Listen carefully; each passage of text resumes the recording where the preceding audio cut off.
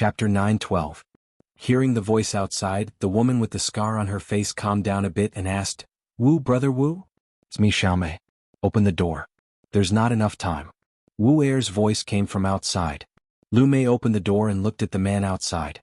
She asked in confusion, "What's not enough time?" "There's not enough time to explain." Wu Er closed the door and said, "Hurry and call the girl out. Those people are coming." As soon as he finished speaking, the sound of messy footsteps could be heard. Lu Mei's expression changed greatly. Wu Er closed the door and grabbed her arm. He said in a low voice, "Let's go. I'll tell you in detail later." Search. A group of Qin family guards kicked open the door of the woodshed and searched inside and out. They also looked at the woodpile, water tanks and other places where people could hide, but they didn't find anything. The leader waved his hand and said, "Search other places." Qin Manor, back residence.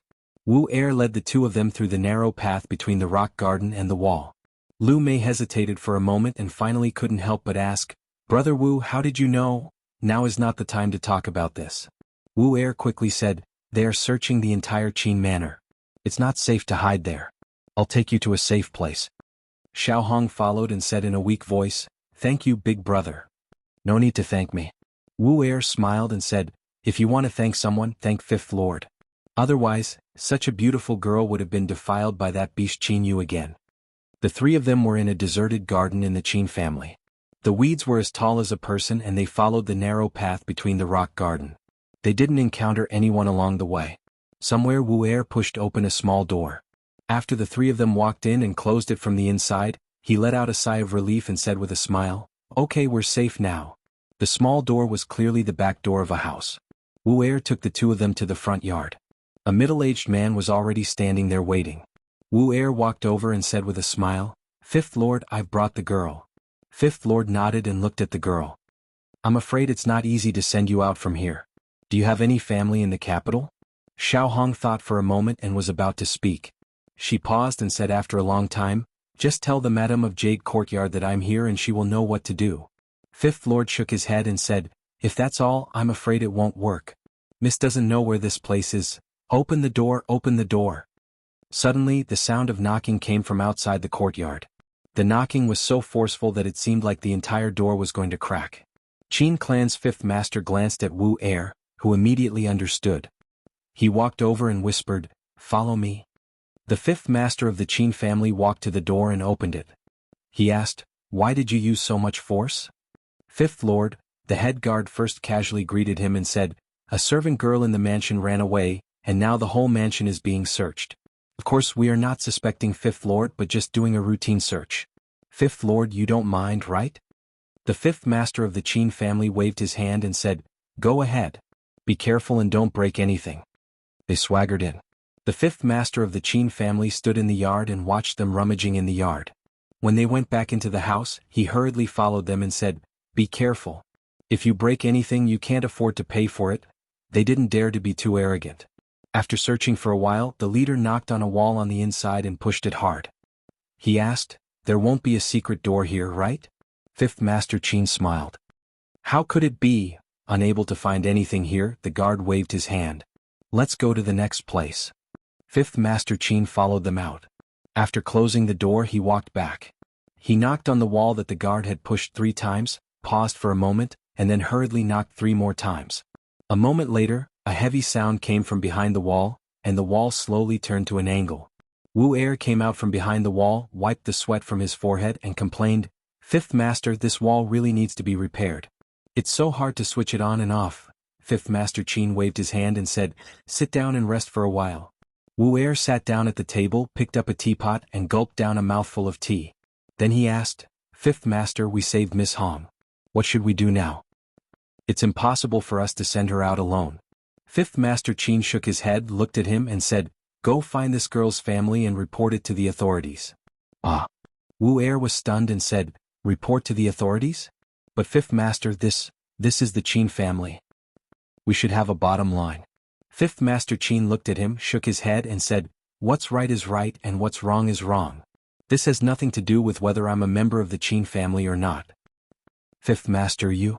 Wu Er stood up with a solemn expression. He bowed to him and said, "You're really a good person. It's just for justice. Wu Er nodded and asked, which official should I report to? The capital magistrate or the capital governor? Fifth Master Qin looked at him, smiled and said, report whichever one you like. I believe you know what to do. Wu Er patted his chest and said, don't worry, Fifth Master. I won't let you down. Wu Er strode out. Fifth Master Qin looked at the two of them and said, I'm afraid you'll have to suffer for a while. The two women thanked him repeatedly. Fifth Master Qin looked behind him and saw that the gambling wall was still tilted. He walked over and shook his head, saying, this Wu Er is always careless and forgets to close it again. He stretched out a hand and closed the wall until it was seamless. Then he walked over, looked at the two women, smiled and said, it's still early. What do you want to drink, tea or something else? The county government or the prefecture government? On a street somewhere in the capital, Wu Er looked up, murmured and stepped into a mansion. He said to the guard at the door, find Lord Li, in the courtyard of the Li mansion. Fang Lucia looked at Fang with a regretful expression. It's all my fault. If it weren't for me she wouldn't have left. Fang squatted on the ground, sighed and shook his head, saying, it's not your fault. It's all my fault. I shouldn't have hidden it from you. Fang Lucia lowered her head and said, if she can come back you can do whatever you want. If he had heard this earlier, he would have been extremely excited, but at this moment, he couldn't bring himself to think about it at all. Hey Fang, long time no see. A figure came in from outside and looked at Fang. He first greeted him with a smile and then asked, is Lord Li here? Fang waved his hand and said in a hoarse voice, inside. Hearing the voice outside, Li had already come out. When he saw Wu Er, he asked in surprise, why are you here? I'm here to report a case. Wu Er touched his head and said with a smile, Qin, you took a girl back. Fifth Master and I secretly saved her. We couldn't send her out, so Fifth Master asked me to come out and report the case. Took a girl? Yes. Wu Er nodded and said, this time the evidence is conclusive. He can't run away. But we still have to go to the Jade Courtyard. The girl said that only the Madam of the Jade Courtyard can report the case. The Madam of the Jade Courtyard. Fang's body trembled. He suddenly got up and ran over quickly. He grabbed Wu Er's arm and asked, what's the name of the girl you mentioned? Wu Er scratched his head. I think her name is xuanhuan. The tight string in Fang's heart finally loosened and he slumped to the ground. When Fang Lucia hurried to help him, he seemed to remember something and asked, what did you say just now? If Xiaohong can come back. Fang Lucia looked puzzled. What did I say just now? Chapter 9:13. Yesterday the Secret Intelligence Division broke into an official's residence. Today there were many impeachment memorials. This organization had always had a mixed reputation. At a critical moment, there was no lack of people hitting someone when they were down. The court was in turmoil. Even if there were clues, they couldn't break into the minister's residence again. After the capital's magistrate, Lu Dayo, received the report from the Madam of the Jade Courtyard, he considered the special nature of this case and asked the princess as quickly as possible. After receiving the order to search the Qin manor, he rushed over with the bailiffs of the county yamen. Among the many bailiffs, the person leading them was a burly man. His face was filled with anxiety as he urged the bailiffs to hurry up. Li manor. Wu Er scratched his head and said to Li Yi, my lord, if there's nothing else, I'll be going back first. Li Yi thought for a moment, looked at him and asked, how did Qin he know that Qin you captured a girl and brought her into the manor? I don't know either. Wu Er shook his head and said, Fifth Lord only told me to save Xiaomei and that girl. I don't know how Fifth Lord found out about this. Li Yi thought for a moment and said, I'm afraid he already knows about you. You don't need to go back. Haven't you always wanted to go to the Lumeng? You can go there now. Wu Er smiled and said, there's no hurry. I still want to go back. Maybe I can be of some use? Li Yi hesitated for a moment and nodded. Next, there may be some unrest in the Qin family. Be careful. I know. Wu Er nodded. I'll be going back first. In front of the Qin manor. Lu Dayo politely bowed to Qin Yan and said, this is an important matter. This official has already asked the princess. Please cooperate, my lord Qin.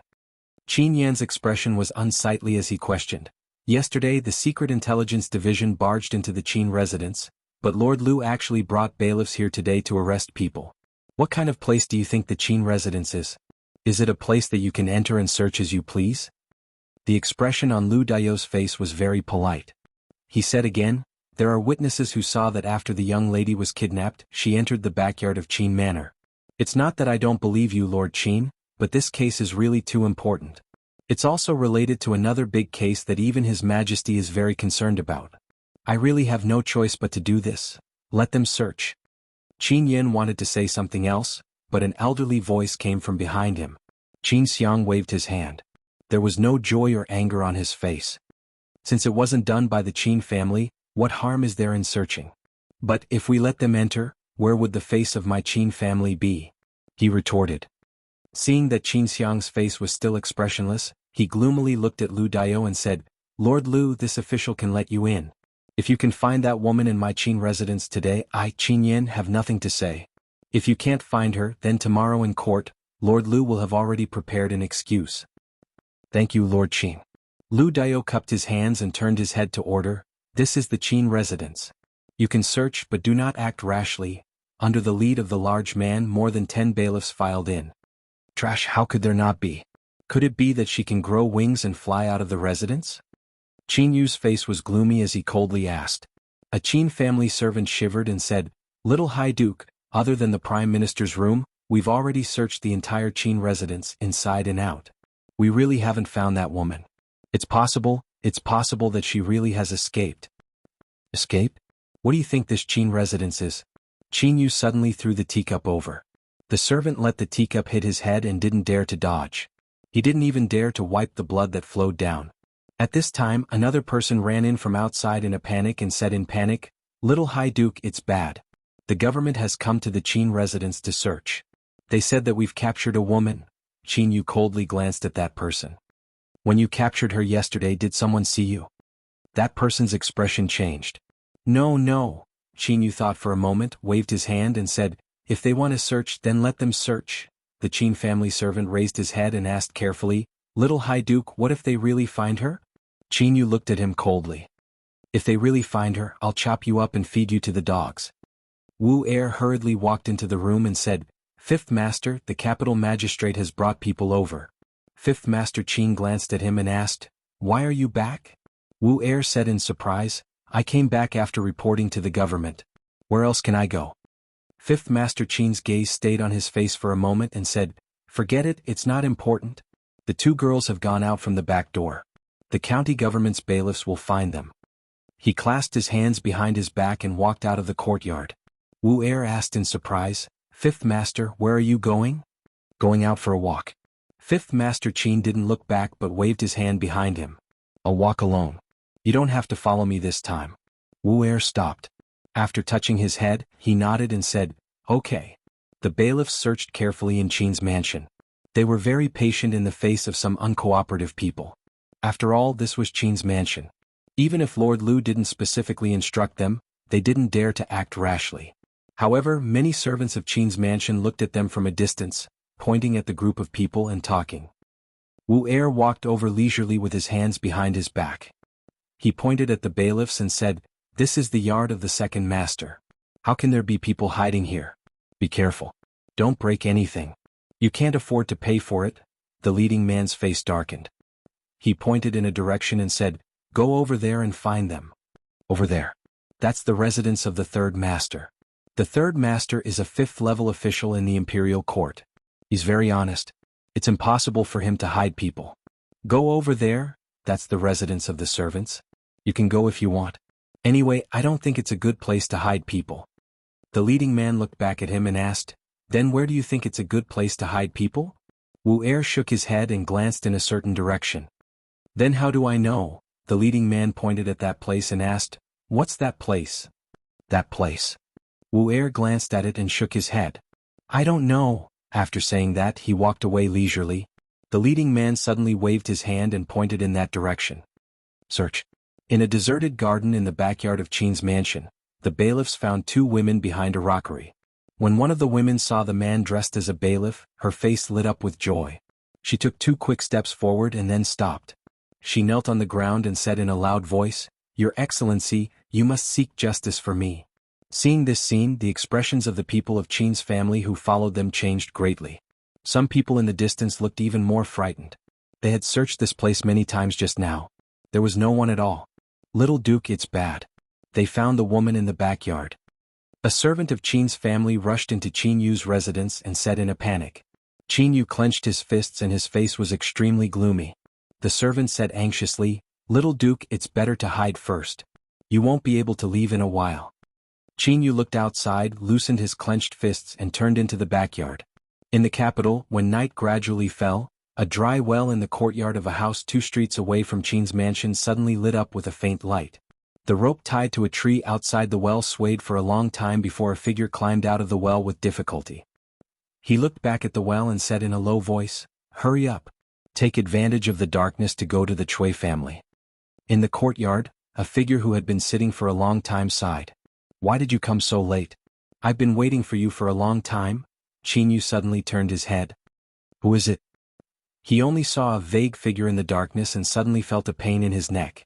His whole body weakly fell to the ground. Chapter 9:14. Qin Manor.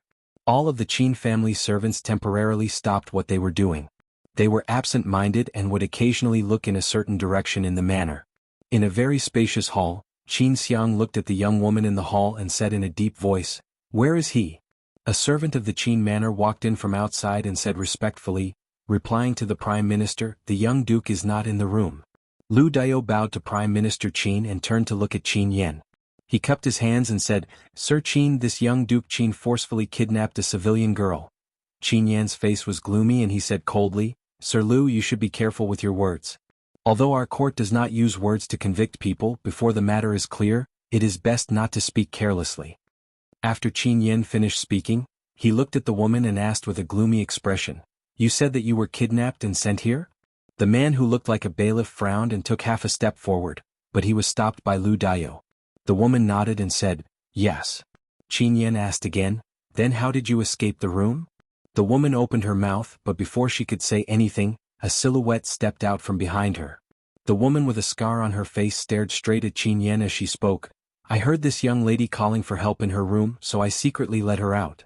Qin Yan frowned. You what you?" The man finally couldn't take it anymore. He took a step forward and said, "The witness and material evidence are conclusive. Do you still want to deny it?" "You are." Just as Qin Yan's anger rose, he was interrupted by Lu Dao. County Magistrate Lu smiled and said, "The country has its laws. The young duke forcefully kidnapped a civilian girl. This is an established fact. Her Highness the Princess has ordered this case to be investigated strictly. I hope that Sir Qin will not hide the information about the young duke." Qin Yan impatiently shook his head. "I don't know where he is. This official is just reminding you." County Magistrate Lu smiled and respectfully bowed to Prime Minister Qin before saying, "Let's go." "Wait a moment." Qin Yan stretched out his hand and pointed at the woman with a scar on her face. He said, "She's a maidservant of my Qin clan. Lord Lu, are you taking her away as well?"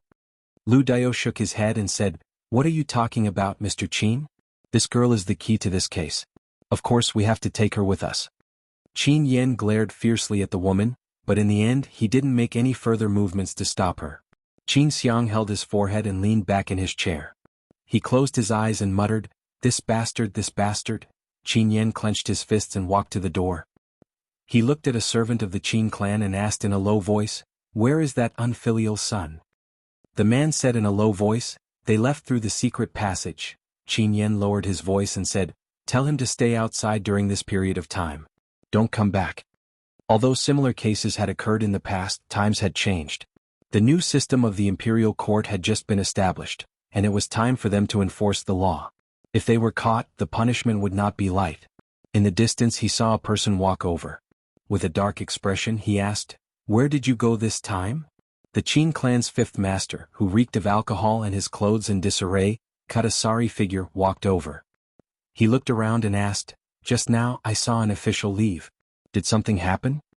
As he spoke, the smell of alcohol filled the air. Qin Yan took a step back in disgust and asked, "How did you end up like this again? You've lost all the face of the Qin clan." The Qin clan's 5th master waved his hand and said, "On the way back I met a mad dog. As a member of the Qin clan, I obviously couldn't allow it to randomly bite me. Wouldn't that be losing face for the Qin clan? So, I broke its 5 legs and broke its teeth. Nonsense." Qin Yan waved his hand in extreme disgust. "Someone bring him back to the room." A sturdy figure hurriedly ran over and supported the Qin clan's 5th master with practiced ease. As they walked back he said in a small voice, "5th master is really drunk. How can a dog have 5 legs?" the Qin clan's fifth master shook his head and countered, "You have 3 legs, why can't a dog have 5? It's all my fault. I've wronged you, it's not big sister's fault. I was careless, you're still willing to call me sister? I'm the one who doesn't deserve to be your sister." After apologizing to each other, the 2 women hugged each other and cried. Fong, on the other hand, was full of smiles. His smile was so wide that it almost reached his eyebrows. Li Yi looked at the back corner. The lady, who had not raised her head since she walked in, pulled Xuanhuan's sleeve, signaling to her. The servant girl immediately understood. She slowly walked over and looked at the woman with a scar on her face. She pulled the woman's hand and whispered, "Sister Lu Mei, come in. The eldest miss and the second miss are inside. Son-in-law, of course I know this." Fong patted his chest and said, "Even though Lu Lao-san is not a good person, I am indebted to Xiao Mei. In the future I will treat her as my daughter." Li shook his head and said, "You treat her as your daughter. She treats Xiaohong as her sister. You treat Xiaohong as, you are the one who is not a good person." Fong ran away with a red face. Lu Dao walked over and shook his head, saying, "Master Li, Qinyu ran away. I'm afraid it won't be easy to catch him. Kidnapping a commoner girl is not a small matter, but it's not a big matter either. Moreover, it didn't lead to a tragedy. I'm afraid the Qin family won't be touched." "Who said I was going to touch the Qin family?" Li shook his head and looked at Fong, who was being lovingly beaten by Fong's wife. He said, "It's good that he's fine. As for the other things, we can take it slow."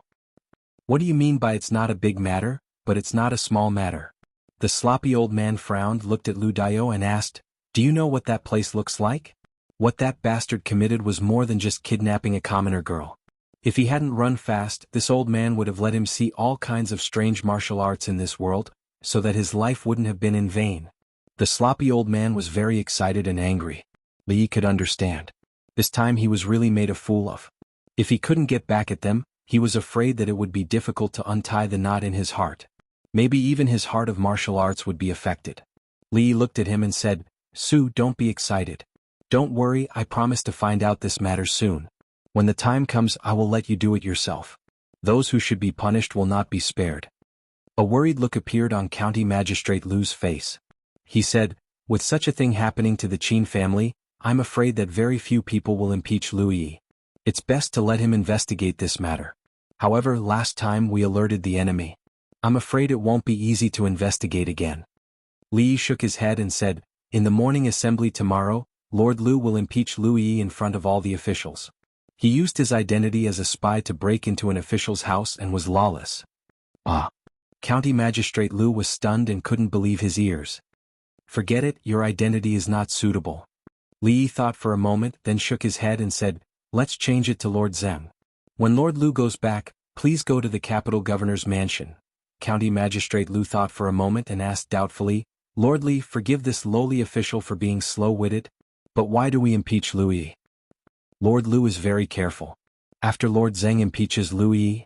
Li looked at Lu Dao and said, "Lord Lu, please write down the names of those who follow the trend." Chapter 9:15. Lu Dao gazed at Li Yi in a daze for a long time. Only then did he raise his hands in a somewhat ashamed gesture and say, "Sir is wise." The actions of the county government were completely unconcealed. The matter of the Duke of Qin forcefully abducting a woman and fleeing to escape punishment quickly spread throughout Jingdo. This was not the first time the Duke had done such a despicable thing. He had done many more shameless things before, but by relying on his powerful background, he was able to settle them all. However, that was then and this was now. Recently it was a special time. Let alone the Duke, even if it was a prince committing a crime, it had to be tried according to the rules. Otherwise, the court, which had just reformed the law, would be slapping itself in the face. Countless people were waiting to see them make a fool of themselves. Of course, no law could be changed overnight. Perhaps the Qin family would be condemned by public opinion, but it would not be able to harm their foundation. Although the people were helpless, they could only accept this reality. The Chui family. Qin Yan gazed at Chui Qingming with a face full of surprise and asked, "He hasn't come to the Chui family?" Chui Qingming shook his head and said, "Earlier he only sent someone to tell me about the secret intelligence office. He didn't come tonight." He then shook his head and said, "Today is different from the past. He really should be more careful. If he is caught by the government, it will be troublesome. After this incident, I will let him stay at home peacefully for a period of time. When His Highness the King of Shu returns, everything will be settled. Qin Yin sighed and said, I'll go to the other families to see. If this unfilial son isn't in the Cui family, where can he hide? After Qin Yin left, a person walked up to Cui Qingming and said in a small voice, the matter of Qin Yu is only a small matter. Its influence is limited. I'm just afraid that once they catch Qin Yu and dig out some other things from his mouth, things will be very bad. Cui Qingming thought about it and waved his hand. Even if they really dig it out, what can they do? If they really have the guts to dig it out, there's no harm in helping them. The middle-aged man beside him paused and seemed to realize something. He then smiled and said, Second brother is right. Even if they have the guts, they don't have the strength. Late at night, Qin Yin dragged his tired body back to the Qin manor. His expression was dark as he muttered to himself, just where did this unfilial son go? It was rare for Li Yi to wake up early today. In fact, there would always be 1 or 2 days a month when he had to wake up early. Not only was he tortured by Li Duan, but Mississippi Lu had also pestered him to study with her until midnight last night. He was severely lacking in sleep. Before the old emperor arrived, he wanted to lean against a pillar and take a nap. However, a fly kept buzzing in his ears, and he couldn't chase it away no matter how hard he tried. Li Xian frowned and said, What's going on with Lu Yi? Isn't he usually very cautious? Why is he so reckless this time? When I came over just now, I heard a lot of people talking about him in front of His Majesty. Li Yi struggled to open his eyes and said weakly, Fine. Don't talk. The court is about to begin. Let me sleep for a while. Li Xian looked at him and asked in surprise, What's wrong with you? Why do you look so listless? Li Yi glanced at him and said, If you had an energetic wife or sister, she wouldn't be much better than me. The surprise on Li Xian's face turned into shock. He asked in a low voice, You've already taken her down? Before Li Yi could understand what he was saying, a eunuch announced in a sharp voice that His Majesty had arrived. When the old emperor went to court, he needed 2 eunuchs to support him. The eldest princess sat on the lower right side of the emperor. The officials greeted her one after another. My ministers, what important matter do you have to report to me today? He looked down at the people below. His voice was still calm, but it didn't have the same imposing manner as before. In the main hall, Cui Qingming met the eyes of several people and nodded slightly. One of them was about to step forward, but someone else in front of him stepped forward before him. Cui Qingming's eyes narrowed as he looked at the figure in front of the hall. The capital governor, Zheng Shichen, bowed and said, Your Majesty, I accuse the Assistant Minister of Justice, Lu Yi. Relying on Your Majesty's favor, he disregarded the law and brought people from the secret bureau to break into the official residence. Cui Qingming was startled, and some doubt appeared on his face. Zheng Shichen actually wanted to impeach Lu Yi. Could it be that he had guessed wrong? However, this wasn't the time to think about these things. He signaled with his eyes and a few more people stepped forward. I accuse the Assistant Minister of Justice, Lu Yi. I second that. For a moment, Lord Lu Yi, who had risen from a small bailiff to the position of Assistant Minister of Justice in the past 2 years, became the target of public criticism. People kept stepping forward to impeach him, but the reasons for the impeachment weren't exactly the same. Behind the crowd, a gaze swept across the people who stepped forward one by one. It swept back and forth a few times before he took out a brush from his sleeve and began to write on the ceremonial tablet. The people stepped forward one by one in an orderly manner. At some point, a white-haired old man stepped forward. It's Lord Zhao. Even Lord Zhao can't stand the actions of the Secret Intelligence Bureau? Although the old man's official position wasn't prominent, he was known for his knowledge and had many students. Of course, the most important thing was that he was old enough to speak freely in the court. I accuse the Women's College of misleading the students. They actually spread the fallacy that parents with single eyelids cannot have children with double eyelids. This is completely unsubstantiated. Lord Zhao's words confused all the court officials in the hall. Wasn't everyone criticizing Lu Yi just now? The atmosphere was unprecedentedly high. If they put in more effort, they might be able to pull him down from the position of Assistant Minister of Justice. Had Lord Zhao gone senile? Why did he run out at this time to join in the fun? The court officials didn't care. The ceremonial tablet in the hands of the capital magistrate Lu Dao fell to the ground, and he hurriedly picked it up. Li Xian's mouth was wide open, and his face was full of horror. Li Yi opened his eyes and he was no longer sleepy. In the main hall, there was no expression on Emperor Jing's face. Below him, the eldest princess, who had always been as still as a mountain, had the beads hanging from the phoenix crown on her head shake. Lord Zhao's interruption was very untimely. It was very likely that he would change the topic and cause His Majesty to overlook Lu Yi's crimes. Some people began to suspect that Lord Zhao, who had always taken a clear stand, had gone senile or had betrayed them. But at the moment this was not important. Soon, someone stood up and continued the previous topic. He bowed and said, "Your Majesty, in the past 2 years, the Secret Bureau has relied on Your Majesty's favor and has become more and more lawless. If we don't control it, I'm afraid it will be detrimental to the court." Everyone ignored Lord Zhao and brought the topic back. Lord Zhao originally wanted to say something, but after hearing a few whispers from the people beside him, he had no choice but to give up. So many people in the court had stood up one after another. Even the emperor couldn't ignore the opinions of so many people. Emperor Jing stood up from the dragon throne and said, "Since there are so many people impeaching, the Assistant Minister of the Ministry of Justice, Lu Yi, will temporarily suspend the matters at hand. The matter of the Secret Bureau breaking into the official residence will be handed over to the Supreme Court for trial." After dealing with the Secret Bureau case, the court officials didn't have many important things to report. After the eunuch announced the dismissal of the court, Li Yi felt relieved and slowly walked outside with Li Xian. County Marquis Li, Crown Prince. A eunuch quickly walked over from behind and said, "His Majesty has summoned you. Please move to the Hall of Diligent Government." Chapter 9:16. Outside the Hall of Diligent Government, when they were about to step on the steps, Li Yi said to Li Xian worriedly, "Be careful when you go in." Li Xian nodded solemnly and said, "Don't worry, I know the importance of this matter." Regarding the matter of the women's college, although old Lord Zhao only said one sentence and the topic was quickly diverted, the officials and the old emperor didn't seem to hear it, but Li Yi always had a bad feeling in his heart. "Greetings, Your Majesty." "Greetings, Uncle Emperor." Inside the Hall of Diligent Government, the old emperor sat on his seat, while Changde and the eldest princess stood on both sides. Emperor Jing looked up at him and asked, "Do you know about the Secret Intelligence Unit?" Li Yi nodded and said, "The Secret Intelligence Unit found that many cases of missing women near the capital were related to the Qin family. Before breaking into the house, they had already confirmed this matter, but they didn't expect that there was a traitor in the Secret Intelligence Unit, who leaked the news in advance and allowed them to transfer the evidence." Emperor Jing looked at Changde, and Changde nodded slightly. Emperor Jing asked again, "I heard that Qin Yu of the Qin family raped a woman and fled to avoid punishment?" Li Yi nodded again. "It's true. Yesterday the capital magistrate, Lord Lu, led the county government's constables and found the woman in the Qin family's residence. The witness and material evidence are conclusive, but Qin Yu is still missing.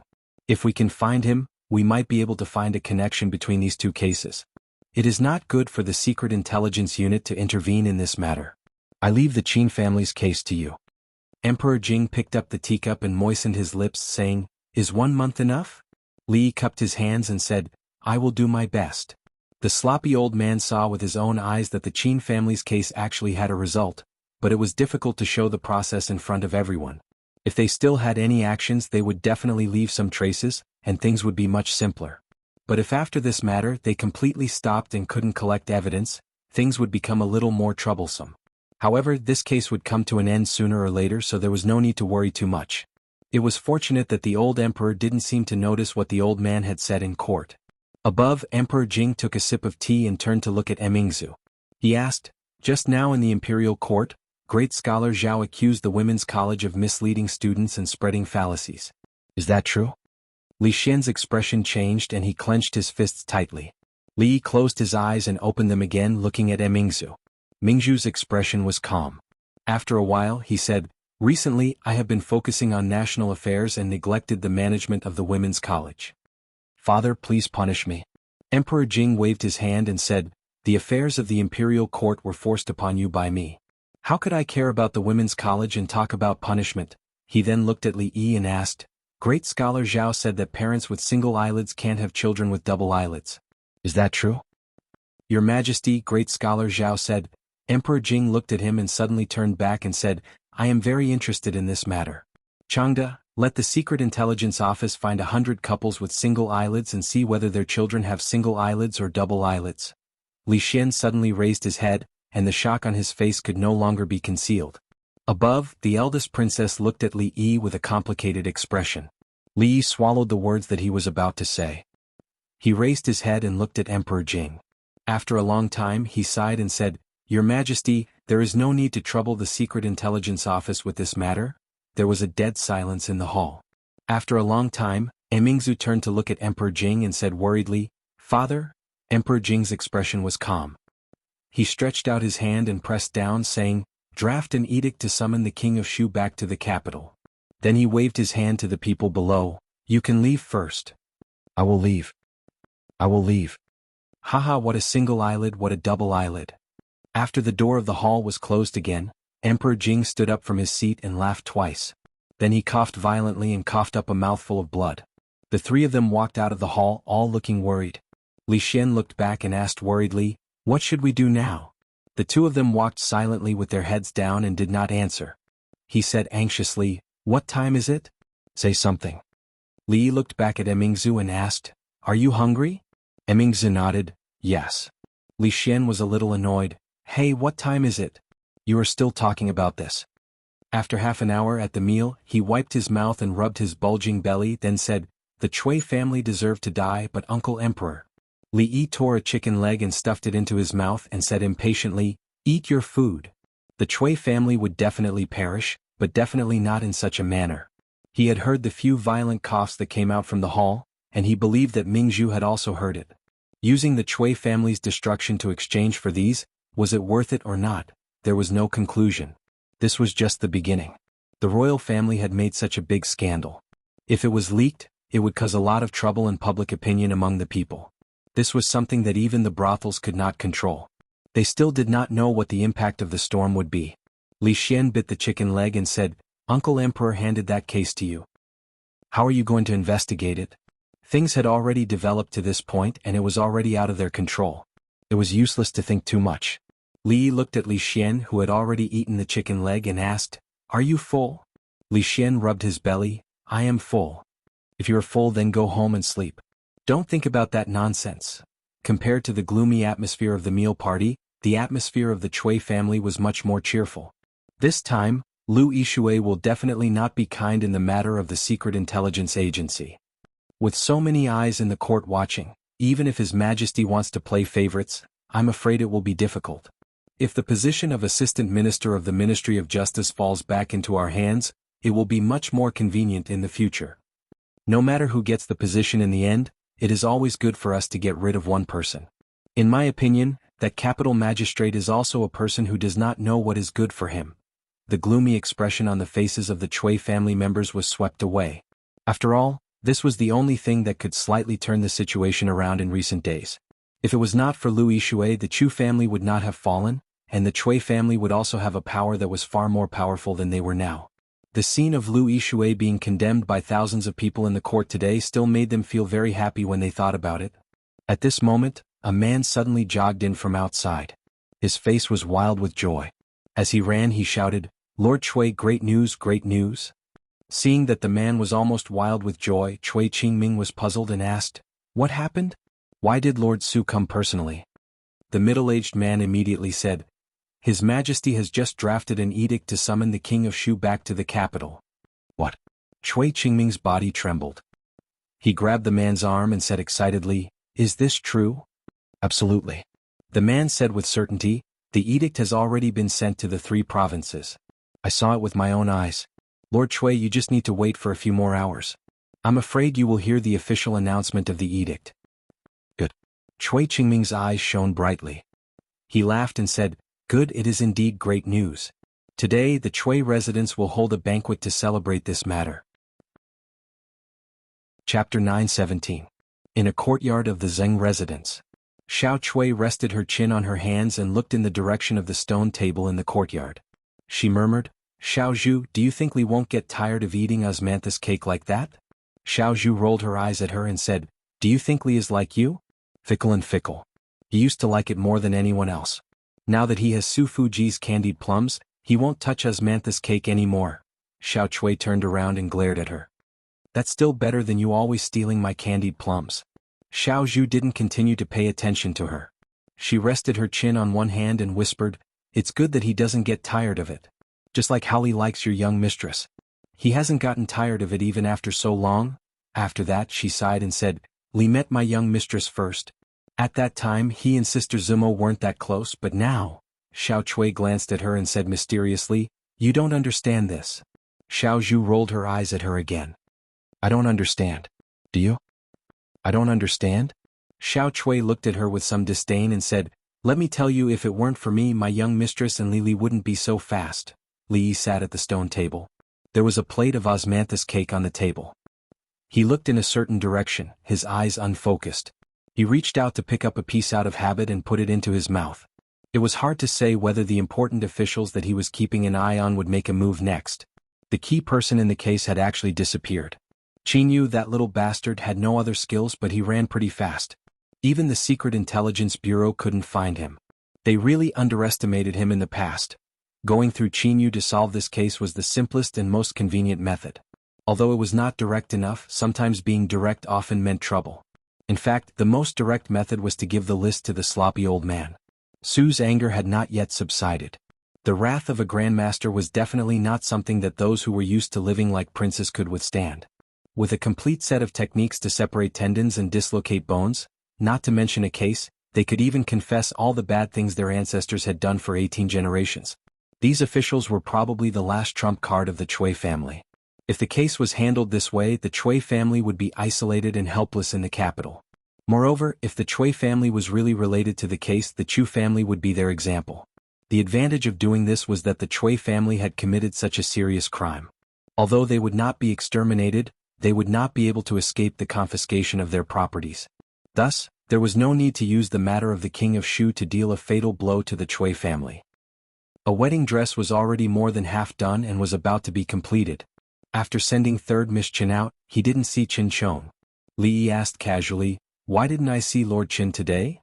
"He went to the Chui family's banquet." Third Miss Qin looked at him and asked, "I heard that His Majesty summoned the King of Shu back to the capital?" Li Yi nodded and asked again, "Lord Qin went to the banquet to celebrate the return of the King of Shu?"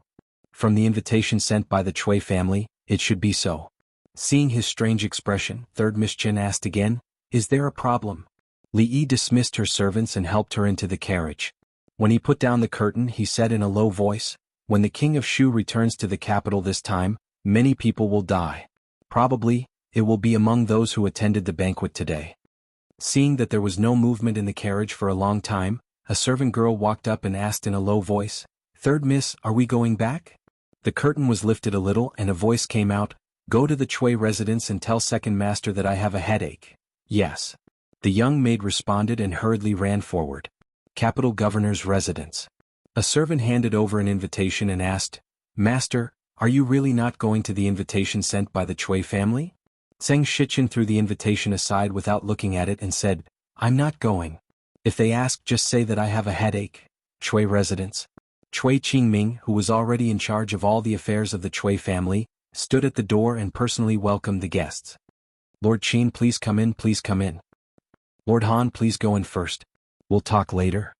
"Elder Zhao, you're here too." The guests were also full of smiles. After presenting their gifts, they cupped their hands in greeting. "I've also heard that the King of Shu is about to return to the capital." "Congratulations, Lord Chui." "His Majesty summoned His Highness back to the capital at this time, the meaning is self-evident." "I'll congratulate Lord Chui in advance." Although the news of the King of Shu's return to the capital had not been widely spread, the officials in the capital naturally had channels to know. No matter how they were suppressed in the capital, as long as His Highness was still alive, their hope was still there. Now their hope had returned. In front of the Chui residence, a carriage stopped. Chui Qingming walked up and greeted with a smile, "Brother Qin." A servant girl ran over, panting, and whispered a few words in Qin Chang's ear. Qin Chang's expression changed and he asked, "What did you say? Third Miss is sick?" Chui Qingming was startled. He took another step forward and said, "Brother Qin, please." Qin Chong turned around and jumped back into the carriage, urging, "Hurry back to the residence." Chui Qingming stood where he was, watching the carriage leave in a daze. "Please come in." The two words had just left his mouth when they dissipated in the wind. Chapter 9:18. The Chui family, which had been quiet for a long time, finally became lively again on the first day of the 6th month. Compared to the glory of the Chui family 2 years ago, the lively scene today was somewhat lacking. However, the desolation was only temporary. The announcement of the edict allowed everyone to see the dawn of hope. In the main hall of the Chui family, everyone toasted each other. The host and guests were happy and full of smiles. As they chatted, someone looked around, put down his wine cup and said in surprise, "Why don't I see Lord Chen and Lord Tseng?" Cui Qingming smiled and said, "Lord Tseng is not feeling well, and Lord Chen has some urgent matters to attend to, so they can't come today." What urgent matter can be more important than this? Recently, Lord Chen seems to be a bit abnormal. It's not just Lord Chen, I feel that Lord Tseng is even more abnormal. Today the two of them, Cui Qingming raised his hand and pressed it down. He smiled and said, "The two lords are my colleagues, so they must have some difficult matters. Let's ignore them for now. Everyone, please drink to your heart's content today." Although Cui Qingming said this, the smile on his face was somewhat forced. There was a trace of darkness hidden in his eyes that no one noticed. "Lord Qin, is there any news from nephew Qin?" Cui Qingming did not want to talk about this matter anymore, so someone changed the topic at the right time. A trace of anger appeared on Qin Yan's face. He said, "This unfilial son, I don't know where he went. He didn't even bring a message to the family. Lord Qin, everyone here is on the same side. You don't need to hide. Yes, this is not a serious case. There is no need for nephew to hide. This will make things more complicated." Qin Yan's face revealed a complicated expression. "I won't hide it from everyone. This official really doesn't know where that unfilial son went.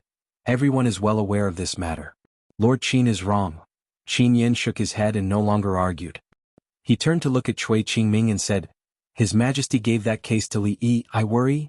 Cui Qingming raised his wine cup and smiled unconcernedly.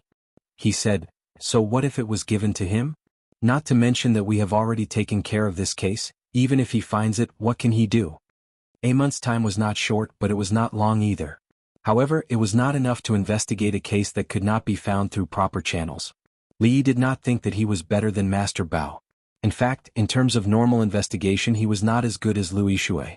On the surface, Lu Yixue was being investigated by the Supreme Court, but he was secretly collecting evidence. Li Yi had nothing to do. In the past half a month, all he did was teach Mississippi Lu to read, play with the Tsundra Lolita and Yong Ning, accompany Rui, and sleep with the little fellow and often visit Ruoqing's place. That was all. During this period of time the case was still pending and Su had a lot of opinions about him. He had an eccentric temperament and rarely cared about anything, but if he cared about something, it would not be easy for him to let it go. 10 days, 10 more days. Before he left, Li Yi promised him again and again that if there was no result within 10 days, he would use his own method to solve this matter. In the morning dew hall, the eldest princess who had just left the court, had not yet had time to change out of her court clothes. She looked at Li Yi and after a moment said slowly, "Don't investigate the case that father asked you to investigate anymore." Li Yi did not speak, but just looked at her quietly, waiting for her explanation. Lu Yixue has been secretly investigating this case for more than half a month. Emingzu poured a cup of tea for him, sat down and said, "The Cui family, the Qin family and nearly 1/3 of the dignitaries in the capital are involved. The Cui family has done so many things and the reason why they are still fearless is that once something happens to the Cui family, these people will all be involved. There are too many people involved in this case. This is an extremely powerful force. Once they fight back, it will cause great turmoil affecting the entire capital and even the country." Li Yi took a sip of tea and said, "Then don't give them a chance to fight back." Emingzi shook her head and said, "That's impossible. As long as you take action against one family, the others will immediately unite. You alone, even with me, can't resist them." She looked out of the window and said tiredly, "The capital has been rotten from the root. It doesn't matter if the root is rotten, as long as the rotten root is dug out, you can't give up." Li Yi smiled, said nothing more, turned around and left. Emingzi quickly walked out of the door and said, "We will think of a way to deal with this matter, don't act rashly." Li Yi waved his hand and said, "I know." When he walked out of the palace gate and was about to get on the carriage, a voice with a smile came from behind. "Isn't this the famous County Marquis Li?" A middle-aged man came out of the palace and asked with a smile, "I heard that His Majesty gave a serious case to County Marquis Li with a deadline of 1 month. Now that the deadline is almost here, I wonder how County Marquis Li's investigation is going?" Li Yi turned around, looked at the current master of the Cui family and said with a smile, "Soon, Your Excellency Cui, I'm afraid you have to prepare early." Cui Qingming sneered and said, "You investigate your case, what do I need to prepare?" When Li Yi got on the carriage and put down the curtain, he reminded Cui Qingming, "Your Excellency Cui, when you take a bath next time, you might as well wash your neck more, it's better to wash it clean." Chui Qingming was stunned, and didn't come to himself until the carriage went far away. He touched his neck and asked, "What did he mean?" The servant behind him shook his head. Chui Qingming watched the carriage disappear completely, and his face darkened. He said coldly, "You don't know what's good for you. I want to see how long you can be so arrogant." The Qin family. Qin Yin looked at the drunk fifth master of the Qin family who walked in from outside, and his already gloomy face became even more unsightly. He said angrily, "Look at you, all you do is drink. Do you know how the people outside talk about you, how they talk about our Qin family?" Qin He raised his head to look at him and asked, "Isn't this good?" The anger on Qin Yan's face grew even stronger. "Don't you know what you were like in the past and what you are like now?" Qin He sighed, raised his head to look at Qin Yan and asked, "If I were to become like I was in the past, the one that should be worried should be Big Brother, right?" "You?" Qin Yan was stunned as he looked at Qin He's disappearing figure, and after a short moment, his expression changed indeterminately. Although he couldn't help but want to reprimand Qin He every time he saw Qin He's useless appearance, he felt in his heart that Qin He's current appearance was much, much better than before. At least, Qin He wouldn't feel the danger of the entire Qin family being out of his control. After a short moment he suppressed these thoughts in his heart, turned his head to look and muttered, "It's been almost a month. Where did this unfilial son go? It's been almost a month." In another courtyard of the Qin family, the fifth master of the Qin family washed his face, and the drunkenness on his face disappeared. Wu Er stood at the side and with a handkerchief on the ground he asked curiously, "Fifth master, what's almost a month?" "The deadline for County Marquis Li's investigation is almost here." The fifth master of the Qin family took the handkerchief, wiped his face and threw it to the side. He looked at Wu Er and said, "There's almost no time, take me to see County Marquis Li." Chapter 919. Imperial Father spends most of his time sleeping now. Imperial Mother won't even let me talk to Imperial Father. The proud Lolita propped up her chin with one hand and sat opposite Li. Bored, she picked up the chess pieces on the chessboard and muttered, "I wanted to play chess with Imperial Father today. If I deliberately lost a few games to him, perhaps Imperial Father would be happy." Li rubbed her head and said, "You know how to let go. Our Xianxia has also grown up now." In the past, when Li rubbed her head like this, she would always squint her eyes, smile, and reveal the dimples at the corners of her mouth, like a lazy cat. She didn't know when it started, but she started to resist this action. "In that game just now, I also let Sir win a few times. Otherwise, I would have won a long time ago," she puffed out her chest and said with some pride. "Moreover, I didn't just grow up. I've grown up a long time ago. I'll be 15 soon." A 15-year-old proud Lolita could no longer be called a little girl. When Li looked carefully, he found that the trace of baby fat on her face was now completely gone. She looked at Li with joy, shook his arm and said, "Sir, now that I've grown up, can I drink the same soup as Imperial Sister?" Li was startled. He lowered his head to look at her and asked, "Why do you want to drink that kind of soup?" "Nothing much. If Imperial Sister can drink it, then I can drink it too." She lowered her head and looked at her toes. She said with a red face, "Moreover, I've already asked the nannies in the palace. Making soup for Xuanhuan and Rui was out of consideration for family. Giving soup to the eldest princess was out of concern for a friend. To let a proud Lolita drink soup, then he was a beast with evil intentions." Before he could think of a reason to fool her, the servants of the Li family came to report that a guest had come to visit. This was truly an unexpected guest. Qin He stepped into the hall and bowed. "Greetings, Lord Li." Wu Er lowered his head and walked over from behind. He silently stood behind Li. Li stretched out his hand and said, "Sit." After Qin He sat down, he looked at the girl who had an extraordinary temperament and was playing with the chessboard in boredom. Li introduced, "This is Princess Xianxia." Qin He, who had already sat down, suddenly stood up and said respectfully, "This commoner greets your highness." "Don't stand on ceremony, don't stand on ceremony." The proud Lolita waved her hand. She didn't like these people who had to bow endlessly when they saw her. She was still waiting for this person to leave so that she could talk to the mister about drinking the soup. Li picked up his teacup and gestured to Qin He, asking, "May I know why Fifth Master Qin is here today?" Qin He is not worthy of Lord Li's title of Fifth Master. After Qin Wuya sat down, he shook his head and said, "Lord Li, you've been investigating the Qin family's case these days. I wonder if you've found anything?" Li put down his teacup, looked at him in surprise and asked, "Fifth Master, do you think it's appropriate for you to ask this question?" "Lord Li is wise. If the Qin family has really done something dirty, I don't think they can hide it from you. Qin he shook his head and said, it's just that sometimes in addition to the result, the process is equally important. Fifth Master Qin took out a thick book from his sleeve, put it on the table and said, the Qin family is attached to the Cui family and the king of Shu. All these years they have done a lot of things behind my father's back, all of which are in this book. After he sat back down he said, the missing women's case that Lord Li is investigating involves not only the Qin family. This case has always been secretly planned by my good-for-nothing nephew. Unfortunately, although he is good for nothing, he is a rare tough nut to crack. Please forgive me for being powerless. Li Yi's gaze lingered on him for a long time before he asked, is Qin Yu still alive? Qin he nodded. Yes. Li Yi took a sip of tea, then gave him a thumbs up and praised, Fifth Master Qin, you really have a good way. Qin he just modestly cupped his hands. In terms of means, I am far inferior to you, Lord Li. The two of them complimented each other face to face, which seemed a little shameless. Li looked at him and asked, you came today to deliver this? Qin he shook his head and said, I also wanted to remind you, Lord Li, that this case involves a lot of people. Once it is investigated in depth, I'm afraid it will affect half of the capital. It's best to be careful. Li looked distressed. Then what should I do? I definitely can't fight half of the capital. How about we stop investigating and go to His Majesty to receive punishment? Qin he lowered his head, then quickly raised it again. Looking at the chessboard beside him he said, press the strong and not the weak. Take away a few of their most important chess pieces, and they will also lose the game. Li nodded, looked at him and asked, Fifth Master, do you also play chess? This turn could not be said to be small. Qin he came back to his senses and nodded. I know a little.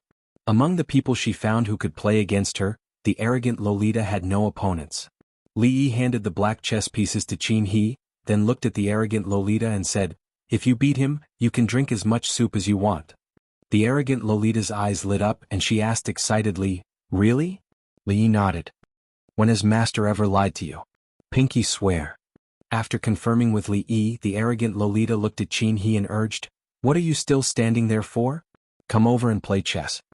Qin he lowered his head and said, what kind of status do I have? How could I dare to play chess with the princess? The arrogant Lolita put her hands on her hips like a little hen and pretended to be fierce. I tell you to play, so play. This is an order. Qin he glanced at Li Yi and had no choice but to sit over. After a dozen moves, the arrogant Lolita wrinkled her pretty nose and said with dissatisfaction, even if I want to win fair and square. I don't need you to go easy on me. If you go easy on me again, I will ask Father Emperor to beat you. Qin he's face was expressionless, but a trace of surprise appeared in his eyes. He nodded and said, this commoner obeys. Although Li Yi had also investigated this fifth master of the Qin family, he only knew that he was good at chess from a seemingly unintentional sentence from Prince Ning. The arrogant Lolita did not lack talent. What she lacked was the accumulation of time and experience. In terms of chess skills, she was still a distance away from these old foxes. Not long after, her delicate eyebrows furrowed tightly. Qin he put down a chess piece and stood up. He cupped his hands and said, Your Highness, thank you for going easy on me. The arrogant Lolita's little face showed a look of distress. If she lost, she would not be able to drink the soup that Master personally brewed. She glared at the person opposite her. This man was really hateful. She was still a child. Did he not know to go easy on her? What are you so proud of? She curled her lips and removed the black chess pieces at several key positions on the chessboard. She put down her white chess pieces and said proudly, Now I've won. Qin he opened his mouth.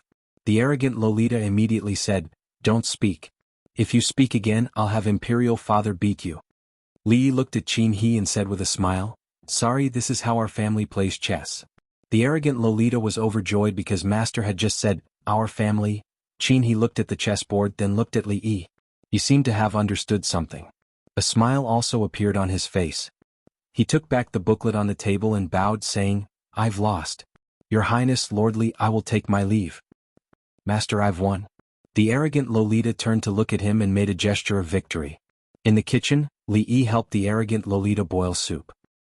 He conveniently took a chicken leg and handed it to the sloppy old man standing outside the door with a bitter expression. The sloppy old man glanced at him. I have no appetite. Forget it. That thing. I'll give it to you. Li took out a booklet and handed it to him. He said, If you don't have enough people, you can go to the Lu Alliance to find Lu Luo.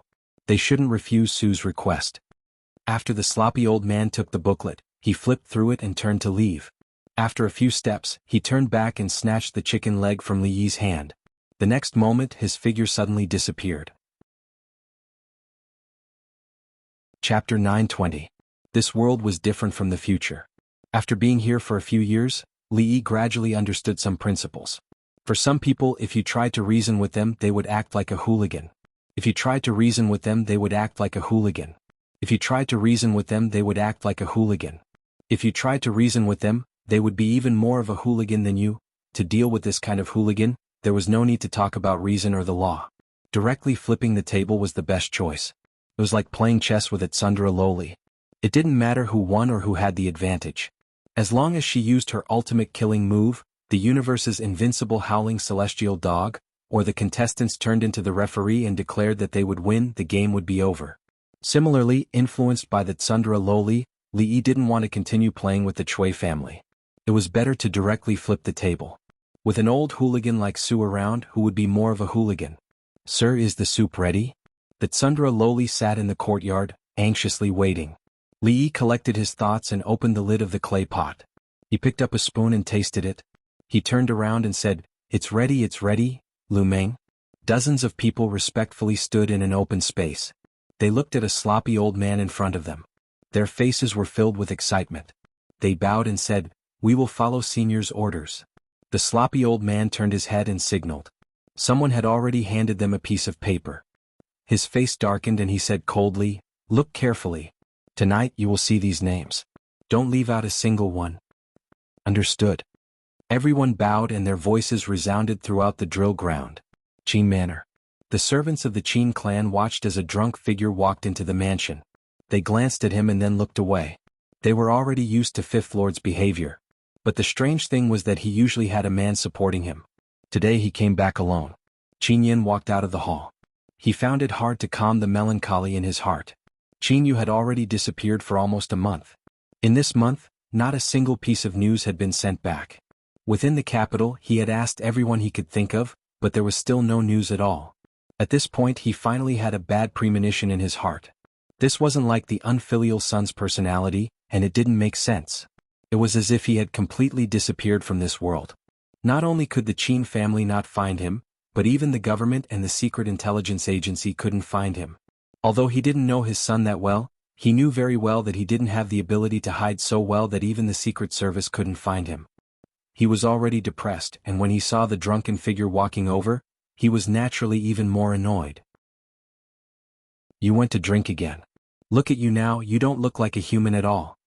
The fifth lord of the Qin family raised his head, looked at him solemnly and said, Brother, I actually don't like it when you say that about me.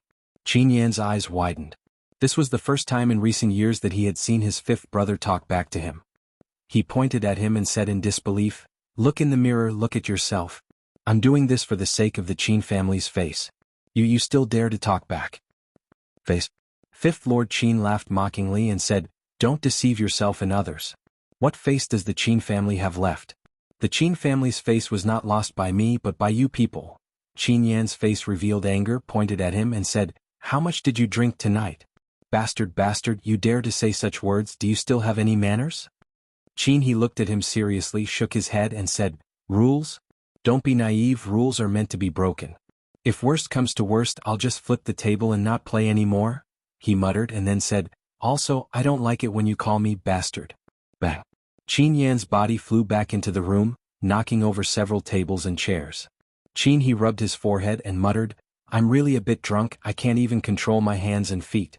Wu Er, why aren't you helping Fifth Lord? Wu Er. After saying these two sentences, he nodded in understanding. Oh, Wu Er is gone. He's coming.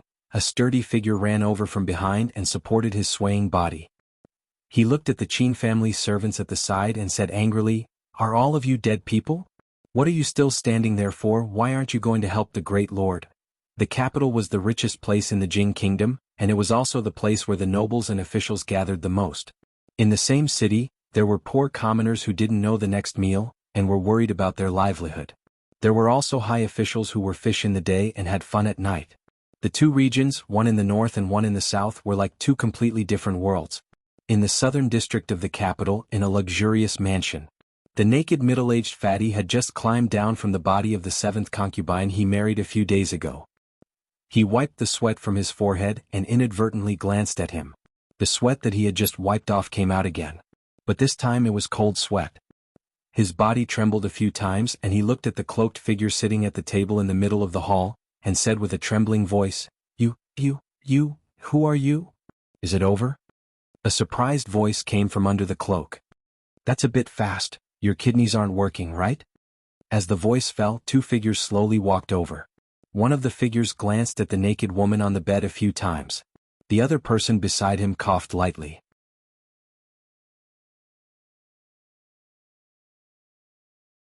Chapter 921.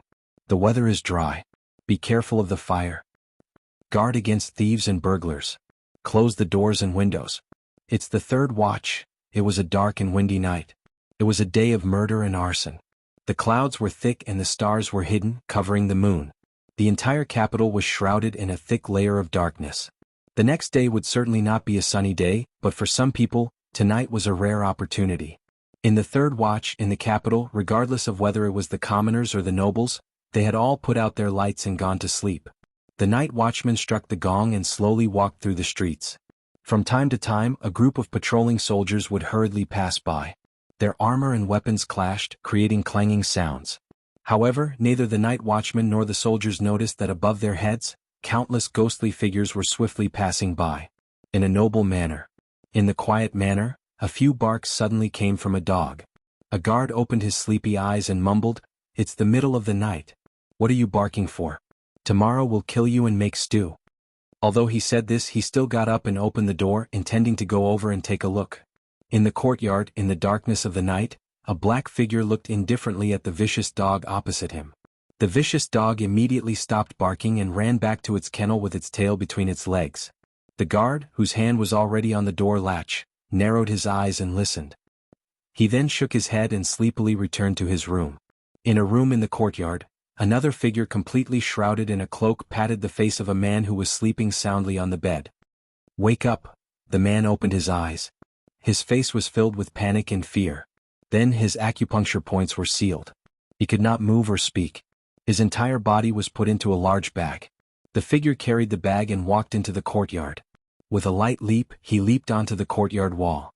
The figure in the courtyard glanced at the kennel and quickly retreated. In the darkness of the night, there was more than one figure carrying a large bag hurriedly. Everyone rushed over from all directions. Finally, they all gathered in the same courtyard. The unkempt old man swept his gaze over them and said, Count. Is everyone here? A person counted and respectfully said, There should be 40 people, but there are 38. There are 2 more people on the way.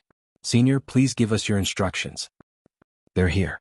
As soon as the voice fell, 2 large bags were thrown in from outside.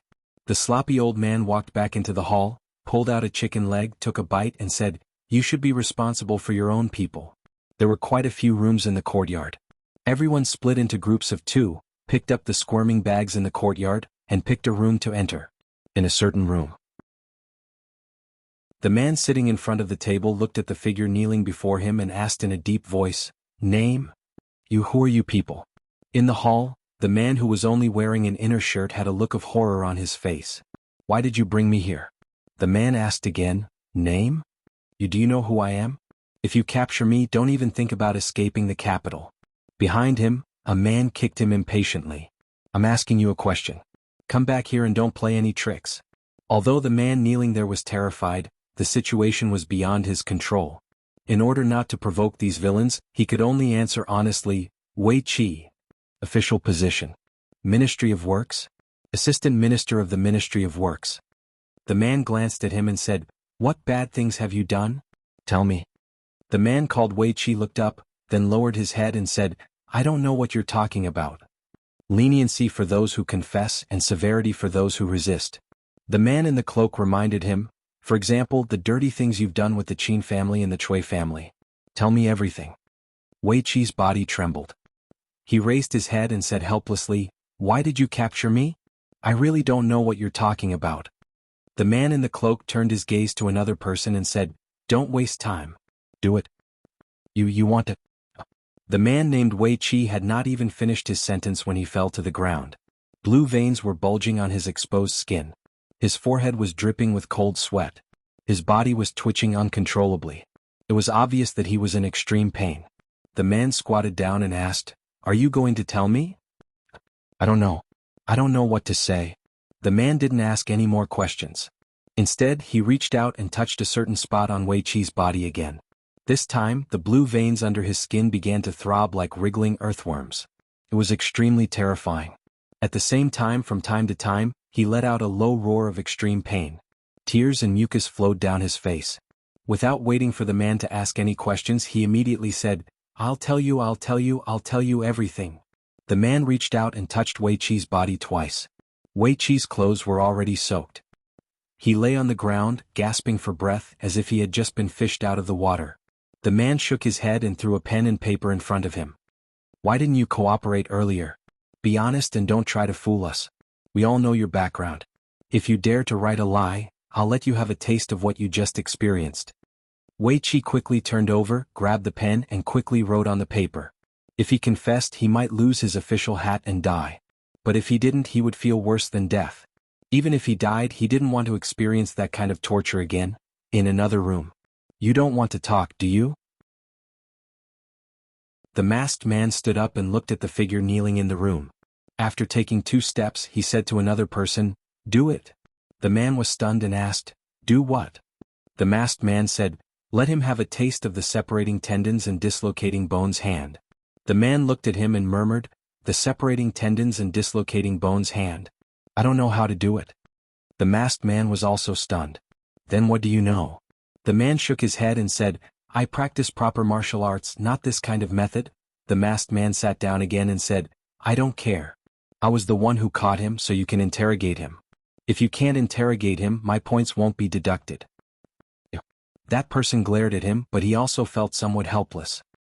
He lowered his head to look at the man kneeling on the ground with a face full of panic and praised, "This person is not a good person, but he looks rather handsome." He looked up at the masked man and said, "Step aside." After saying that, he began to take off his pants. The man kneeling on the ground changed his expression and said in a trembling voice, What are you doing? Don't, let me go. I'll tell you everything." The man shook his head with some regret and put on his pants. Looking at the masked man, he said, "The interrogation is finished. In the other rooms. We will not wrongly accuse any good person, and we will not let any bad person go. You have the right to remain silent, and I also have the right to beat you until you don't." A few months ago, the case of Lady Xuanhuan of the Wonderful Sound Pavilion had caused an uproar in Jingdo. Everyone knew about it. Later on, her unjust case was redressed. In order to commemorate her, warn the yamen and comfort the people, the court reformed the law and built an ancestral hall for her in Jingdo. In order to thank Lady Xuanhuan for her contributions, people did not hesitate to travel from distant places to pay their respects. As a result, the incense and offerings in Lady Xuanhuan's ancestral hall never stopped. Every morning, before the ancestral hall opened, countless people would line up in front of the door, waiting for the manager to open the hall. Today was also a normal morning. A yamen runner yawned. After opening the main door of the ancestral hall, he did not go in to take a look. He walked away in a daze. His daily duty was to open and close the door. It was still early, so it was best to go back and have a good night's sleep. Everyone lined up and walked in, holding incense and offerings in their hands. The moment they stepped into the courtyard, they saw a scene that they did not expect. According to tradition, before entering the ancestral hall, they had to first pay their respects in front of the stone tablet in the courtyard. At this moment, figures were tightly bound with ropes. They were kneeling motionlessly in front of the stone tablet. In front of each of them was a piece of paper that was pressed down by a stone. The paper was densely packed with small words. It was too far to see clearly. Everyone stopped in their tracks. Their faces were filled with shock. They did not dare to go forward. Taking advantage of the time when someone reported to the yamen, some busybodies counted the number of people kneeling on the ground. There were exactly 40 people. Finally, someone could not resist his curiosity and took a few tentative steps forward. Soon a number of people followed. Chapter 922. The people were facing the stone tablet, and the people who were tied up and kneeling on the ground were also facing the stone tablet. Thus, no one could see their faces clearly. Only when one person mustered up the courage to walk forward and lowered his head to take a look did he let out a cry of surprise. This looks like Assistant Minister Wei of the Ministry of Works. That can't be. Why is Assistant Minister Wei kneeling here? Isn't that Official Han? Why is he also kneeling here? Official Fong, Official Qi, Lord Wei, heavens, what is going on? Why are they all kneeling here? The people present naturally couldn't recognize all the faces of these people, but there were always some people who, due to their status, often appeared in front of the people, so it wasn't difficult to recognize them. It was also because of this that everyone present was shocked and in disbelief. Because all the people kneeling here were high-ranking officials and dignitaries of the capital. Who would have thought that these people, who were usually so high and mighty that they couldn't even come into contact with, were at this moment, tied up with ropes and kneeling in front of the stone tablet in the ancestral hall. Their eyes could clearly move, but their bodies couldn't move and their mouths couldn't speak. It was broad daylight. Could it be that he had seen a ghost? Finally, someone noticed the abnormality. He pointed at the papers in front of these people and said to the crowd, "Look, what's written on these papers?" Someone picked up a piece of paper and looked at it. The expression on his face was at first stunned, then gradually became one of hatred and anger. These corrupt officials, they're beasts. Under his lead, everyone walked forward and picked up the papers that were pressed down by the stones on the ground. These corrupt officials are actually so daring, right under the feet of the emperor of the capital. For these things, even if they died 10 or 100 times, it still wouldn't be enough. Could it be that the heavens have shown their will and dragged out all these beasts to kneel before Lady Xuanhuan's memorial tablet? The heavens have eyes, the heavens have eyes. The papers in everyone's hands were densely filled with the crimes committed by these officials and nobles who were kneeling on the ground in their entire lives. Every single one of them was horrifying, and it caused one's heart to go cold just by looking at it. They had no idea that these people, who usually looked bright and noble on the outside, were actually so dirty on the inside. When they knelt neatly in front of the tombstone, and the crimes that they had signed and stamped were placed in front of everyone, the suppressed emotions in the hearts of the people suddenly exploded. One of them finally couldn't take it anymore. He kicked the person closest to him, who was kneeling on the ground, and said angrily, You all deserve to die. Yes, kill them so that they don't come out and harm people again. Kill them and get rid of the scourge for the people.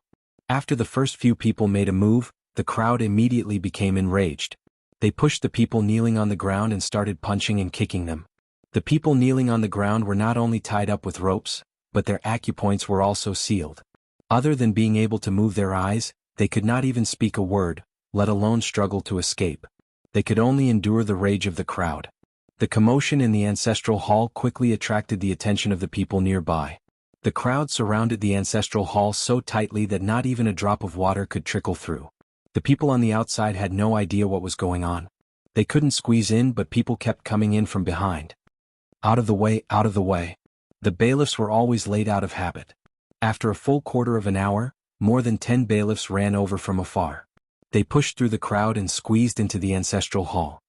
Stop, all of you, stop. Seeing the chaos in the ancestral hall, the expressions of the bailiffs changed. Regardless of the identity of the people who were tied up and beaten black and blue on the ground, and regardless of the reason for this scene, if they continued to beat them like this, they were afraid that someone would die. The uniformed bailiffs with weapons in their hands were still a great deterrent to the ordinary people. The crowd gradually dispersed, and at the same time, they did not forget to add a few more kicks. What exactly is going on? One of the bailiffs looked at the pitiful state of the people and felt a chill in his heart. He asked loudly, "Sir, look at this." A commoner handed over a thick stack of paper. After the bailiffs flipped through a few pieces of paper, his legs couldn't help but feel weak. He only managed to stabilize himself after being supported by the people behind him. Save me!" A weak cry for help came from under his feet. The constable sensed that someone was holding his ankle. He hurriedly squatted down and asked, Who are you?" I am the Assistant Minister of the Ministry of Works, Wei. The Assistant Minister of the Ministry of Justice, whose face was already swollen like a pig's head, fainted before he could finish his sentence. The bailiffs looked at him and carefully tried to identify him for a long time, but he still couldn't see which part of him resembled the Assistant Minister of the Ministry of Works. He sat on the ground with a pale face. It didn't matter if this person was the Assistant Minister of the Ministry of Works or not. If he wasn't the assistant minister of the Ministry of Justice, he could be another assistant minister or some other influential official. It didn't matter who he was. What was important was that the sky had fallen. He pointed outside in a panic and said, "Quick, go to the yamen and call someone. Tell Sirtseng that something big has happened." At the same time, in the mansion of an official in the capital, a servant stood at the door of a room. He paced back and forth for a long time and said with some confusion, "Why hasn't Sir gotten out of bed yet? Is he not going to court today?" He finally couldn't help but knock on the door, then pushed it open and entered. Seeing the empty bed, he said in surprise, "Where is Sir?" Not long after, a servant hurriedly ran out of the door and went straight in the direction of the yamen. Along the way there were many people who were just as panicked as they were. The capital yamen. Zheng Shichen had actually just woken up and finished washing up. Before he could beat the drum and start the court, a bailiff ran in from outside in a panic and said with a pale face, "Sir, something big has happened." Zheng Shichen frowned and said, "What is it? Tell me slowly." The bailiffs hurriedly said, 40 officials and nobles in the capital were kidnapped last night and were only found this morning. They were all tied up and kneeling in Lady Xuanhuan's ancestral hall. Zheng Shichen was startled and asked, "How many did you say?" "Not more, not less. Exactly 40. As soon as he finished speaking, there was already a burst of noise coming from the entrance of the yamen. "I want to report a case. My lord is missing. My marquis is also missing. My old master and second master are missing." Zheng Shichen's body swayed and he had to support himself against the wall to steady himself.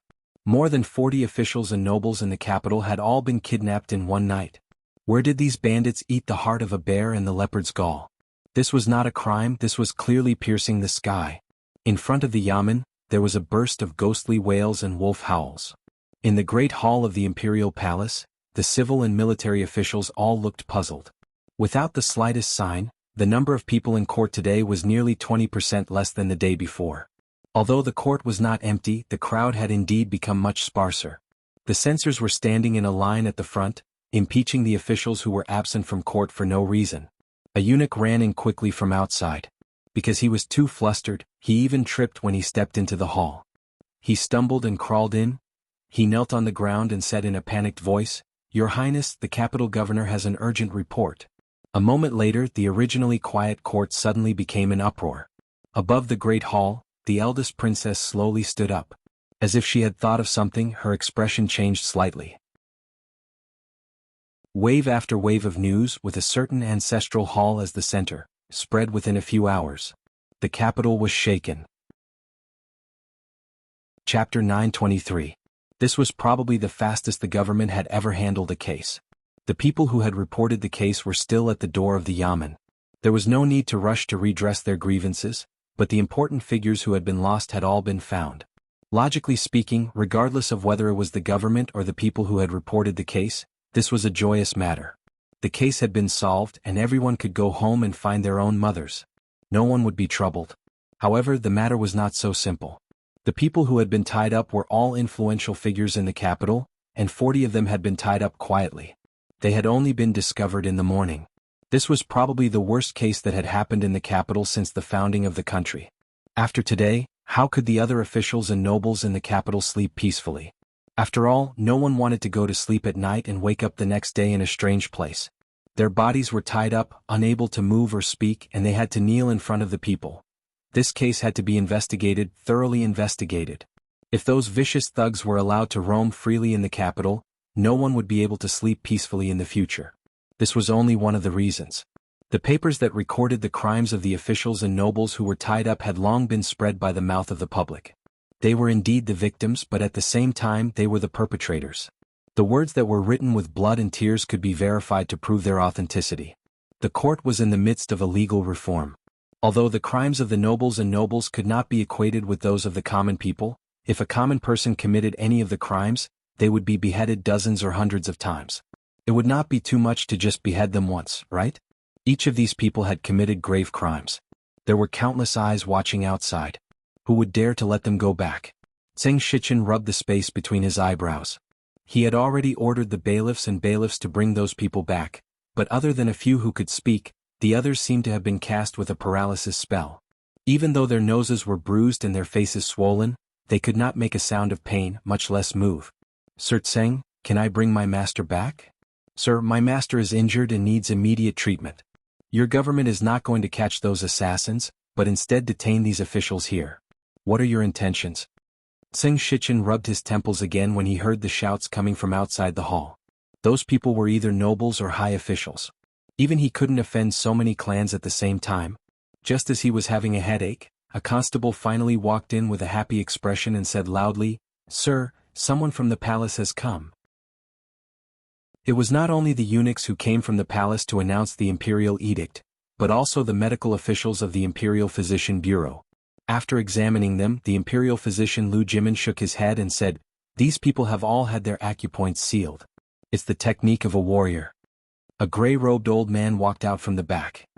He stretched out his hand and pointed at one of the men's necks. In the next moment, a miserable howl was heard. The man finally regained his freedom. He covered his buttocks and screamed miserably. The gray-robed old man walked around the crowd and unsealed everyone's acupoints one by one. Suddenly, everyone heard a series of screams, and the situation went out of control. Xianxia stepped forward, looked at the young man at the front and asked, "What did His Highness say?" Lu Yichuan looked at him and slowly said, "Investigate thoroughly." Xianxia nodded and said, 40 officials have been arrested. The impact is too bad. If we don't investigate clearly, many of the officials in the court will not agree. A thorough investigation naturally has to be conducted. However, to be able to commit such a crime without anyone knowing, I'm afraid it's not the work of an ordinary person. It won't be easy to investigate this case. The crimes committed by these sinful officials and nobles must be thoroughly investigated. Lu Yichuan looked at him and said, "These people will temporarily stay in the capital government office. The Imperial Physician Bureau will treat their injuries. The Secret Intelligence Bureau will take over everything else." A smile appeared on Xianxia's face. He placed a thick stack of papers in Lu Yichuan's hand and said, "I'll have to trouble Lord Lu." The onlookers had already surrounded the capital government office.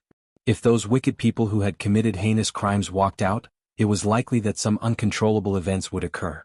Fortunately, this time the court did not disappoint them. Not a single one of the 40 people walked out of the government office. The capital governor's manor had also put up a notice outside, expressing strong condemnation of those audacious thieves who had kidnapped officials and nobles. At the same time, it expressed that the case would be strictly investigated, and the thieves would be arrested as soon as possible, so that the capital could be restored to order. As for the crimes that these 40 people had confessed to, the government would certainly verify them one by one. Once verified, they would not be tolerated. If the people had any clues or evidence, they were welcome to provide them, and they were also welcome to supervise. If the government handled the case like this every time, the people would naturally not be dissatisfied, and the grievances like doe's would probably not occur. The people were very satisfied with the way the government handled the case, and their emotions were no longer agitated. They no longer gathered in front of the government office, and gradually dispersed. However, their attention did not shift. Overnight, the capital government office, including the 40 mansions, became the focus of the entire capital. The Chui family. No one from the Chui family had gone missing last night, but they were even more frightened than the families who had gone missing. 40 people, their last remaining force in the capital, their last trump card, had been wiped out in one night. In one night, completely wiped out. It was not just 40 people, it was 40 families. They had spent a great deal of effort to win over the power that they had. They all had something on the Chui family, and they were bound together for good or ill with the Chui family. They were not people in the same boat. The Chui family ship was in front, and their small boats were connected to it. The Chui family ship rode the wind and waves, and they could also move forward. If the Chui family ship sank, they would sink with it. The destruction of one small boat had a limited impact on the big boat, but if all 40 small boats on the big boat sank, how could the Chui family ride the waves alone? As soon as he heard the news, the current head of the Chui family, Chui Qingming, was so angry that he spat out a mouthful of blood, and had yet to wake up. The people of the Chui family gathered in the meeting hall, and everyone's faces were filled with panic.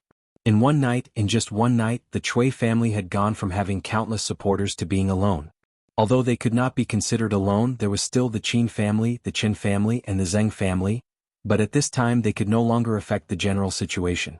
This was not the most frightening thing. The crimes of those people might be related to the Chui family in some way. If their crimes were proven, the Chui family and the Chui family would find it very difficult to escape. Originally, because of the King of Shu's return to the capital, They had finally seen a glimmer of light, but once again, it was covered by a huge black curtain, the Qin family. The daring thieves must be investigated, but as officials and nobles, they disregarded the law and acted so unscrupulously. They are destined to be punished by the law. His Majesty has already ordered a strict investigation of this case.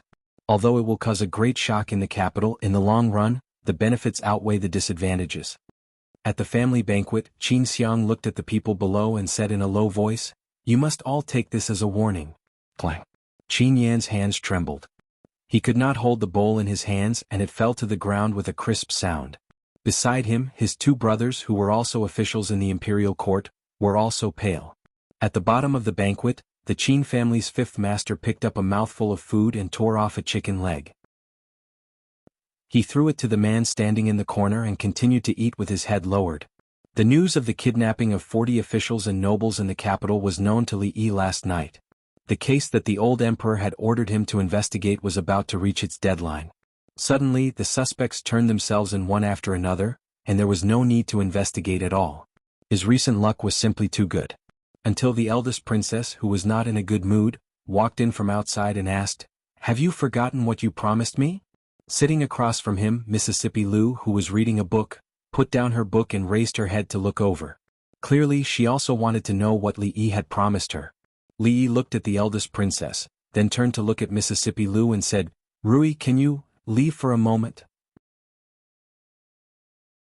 Chapter 924. Okay. Mississippi Lu nodded, closed the book, got up and walked back to the room.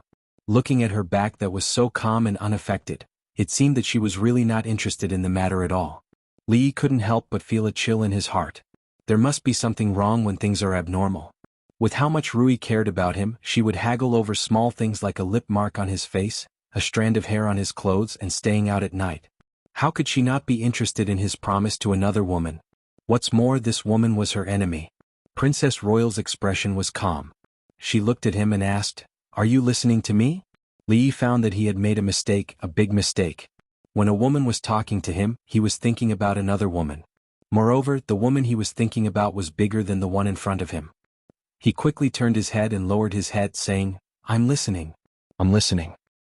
"What did I say just now?" Li Yi thought for a moment and said, "What did I promise you?" "I promised you a lot of things." "Which one are you talking about?" "Other than not bringing soup to see you these few days, there's nothing wrong with what I've done. You promised me that you wouldn't act rashly." Xianxia looked at him and said with a frown, "Do you know how dangerous this matter is and how big the impact will be? This case is not only shocking the capital but the whole world. The officials are panicking, and all the civil and military officials in the court are asking for a thorough investigation of this case. What will you do if the truth is found out?" "You suspect that I did this case?" Li Yi stood up and looked at her in surprise. "I'm a little embarrassed when you say that. I didn't expect that I'm so powerful in your heart. In fact, I'm a little weaker than you think. Although those people are all guilty, there are still the authorities, the court." Xianxia looked at him and said solemnly, "Have you ever thought that if the Secret Intelligence Bureau finds out the truth, you will have to face all the officials and nobles in the capital? If I don't have you, what will I do?" Li Yi sighed. He originally wanted to cultivate her ability to do things on her own, but now, it seemed that she was getting further and further away from this goal. Mississippi Lu walked over, picked up autumn water from the table and said, "You guys continue." After saying that, he simply turned around and walked back. Li Yi shook his head and asked, "Did His Majesty say anything?" "Father ordered the Secret Intelligence Bureau to investigate this case thoroughly, and all the officials and nobles who are guilty will be." Xianxia looked at him as if she had thought of something and said in surprise, "Father knows about this?" "It's precisely because this case has too many implications that we have enough power to drag the Chui family into this and uproot the Chui family and the King of Shu's faction." Li Yi looked at her and asked, "You don't want everyone to know that the King of Shu is not His Majesty's biological son, do you?" She looked at Li Yi and asked, "So, it was Father who instructed you to do this?" Li Yi nodded. "When?" "The day I entered the palace last time. This matter had to be carried out with lightning speed, leaving them no time to react. It was impossible for the imperial court to mobilize a large number of imperial guards to confiscate the property of the Chui family, and the capital would probably be in an uproar. Although this method was suspected of cheating, it was simple, direct, and violent. Moreover, it had the tacit consent of the old emperor, so the risk was minimal. The matter of the king of Shu could not be made known to everyone. This was not allowed by the imperial court. Therefore there needed to be a reason to catch all these people in one fell swoop and not leave any loose ends. Under the leadership of the Lu League, the atmosphere in the martial arts world had changed greatly. Punishing the strong and helping the weak, and helping the needy were actually working for the imperial court in disguise. This force was very powerful, but it could not be directly used by the imperial court. A long time ago he and the old emperor had reached an agreement on this force. Emmingzi looked at him, and a trace of disappointment appeared on her face. You and father have already discussed this. Then let's leave it at that. After saying this she turned and walked out. Seeing the change in her expression, Li Yi hurriedly stood up and caught up with her. He said, I'm sorry, it's my fault. Emmingzi shook her head and said, You're not wrong. I'm wrong. You're not wrong. I'm really wrong. Emmingzi stopped and turned to look at him. She crossed her arms in front of her chest. Tell me, what did you do wrong? It was the greatest virtue to know one's mistake and correct it. After admitting his mistake, Li Yi shook his head and said, It's my fault to hide such a big thing from you. However, there are some things that you also hid from me. What things? Emmingzi frowned slightly. She didn't even hide the time of her menstrual cycle from him. What else did she not tell him? She was sincere, but in exchange she hid and suspected the person who was very important to him. It was hard to describe the feeling in words. What you hid from me is that you actually don't need to drink soup anymore. Li Yi looked at her and said, If you weren't wrapped. Her Royal Highness went back and didn't mention the matter of hiding anymore. Mississippi Lu walked out of the room and returned to her original seat to read. Li Yi glanced at her and reminded her, You're holding the book upside down. So Mississippi Lu stopped reading. She put the book on the table and began to look at him. Li Yi explained, Just now we talked about some matters of the court. Mississippi Lu asked, Does the matter of the court also include the question, What will she do without you? Li Yi looked at her and said seriously, I swear to God, the relationship between me and the eldest princess is very pure, just like the relationship between me and you. Mississippi Lu thought for a moment and couldn't help but remember that night when he was drunk and broke into the study in the middle of the night. Her eyes narrowed slightly. Qin's mansion was Qin's mansion after all. Even if they brought people from Qin's mansion to be investigated, the people of the intelligence division still had a polite expression. My lords, thank you for your trouble. Qin Yan's face was pale and his eyes were lifeless. The two people behind him also had the same expression. Qin Xiang seemed to have aged a lot overnight. When he walked up the stairs his body swayed slightly. The Qin family's fifth master immediately went up to support him. There are steps. Be careful, father. The leader of the intelligence division walked up and said respectfully, Don't worry, Prime Minister. The lords are only going to be investigated. If those people framed us, we will definitely send the lords back in one piece. Even after the people of the intelligence division left, Qin Xiang's gaze was still fixed in that direction. He whispered, What if it's not framed? No one answered. The Qin family's fifth master supported him and turned around. He whispered, Father, it's windy outside. Let's go back. After the Qin family's three influential officials walked out of Qin's mansion, they never came back. Based on the confessions of the 40 people, the intelligence division effortlessly found the Devil's Den 30 miles away from the capital. They also found the dozens of missing women. When they pointed out that the place where they were previously hidden was the Qin family's manor, the career of Qin Xiang's eldest son, Qin Yan, came to an end. Although the other two people's crimes were not as serious as Qin Yan's, they were involved in several other cases. They couldn't stand up to the intelligence division's investigation and were imprisoned one after another. In just a few days, Qin Xiang was the only one left in the court of the once glorious Qin family. And this was not the end. As case after case was investigated, more and more people began to point fingers at the Cui family. In the Cui family's meeting hall, the atmosphere was bleak. From the nobles and officials to the common people, everyone's eyes were focused on the progress of this monstrous case. All the support they could obtain in the court was almost completely destroyed. Even if there was some left, it wouldn't be of much use. A middle-aged man had a panicked expression. He said, Second brother, what should we do? Say something. Cui Qingming's eyes were bloodshot, but he still forced himself to remain calm. He murmured, We still have the Empress and His Highness. His Highness will be back soon. The Cui family will not perish. The Cui family will not perish. Chapter 925. The capital city was chaotic these days, but it was chaotic in an orderly manner. The reason for the chaos was that since the founding of the Jing kingdom, there had never been so many officials and nobles who fell from power at the same time in such a short period of time. The 40 or so people were just a prelude. According to their confessions, when the Secret Intelligence Bureau investigated the case, they dragged the Qin family and the Cui family into the water. Every day, people's houses would be searched and prisoner carts would pass through the streets. Such a big movement made the entire capital city a mess. The chaos was orderly because every time a position was vacant in the court, someone would quickly fill it, so it did not have much impact on the court. The promotion of this monstrous case was completely the general trend. Everyone in the world was watching. Once it started, it was like a surging river rushing forward and there was no turning back.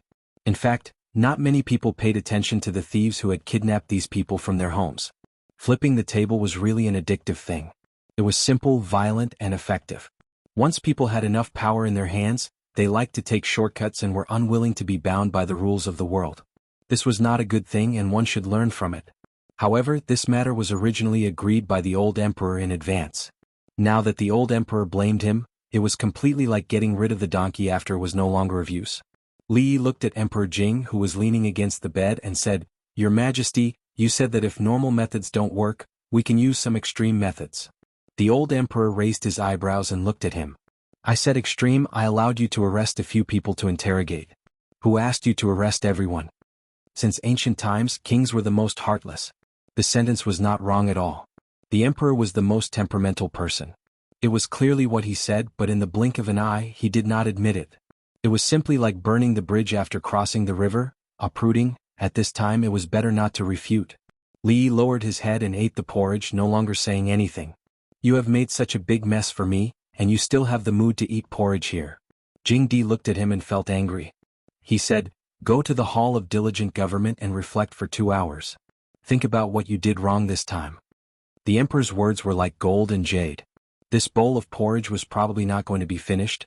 Li Yi tore a chicken leg and hid it in his sleeve. He bowed and said, "This subject obeys your Majesty." Looking at him slowly leaving, Emperor Jing coughed a few times and sighed, saying, "If everything could be broken like this, how much worry would I have?" As the emperor, he seemed to have the highest authority in the country.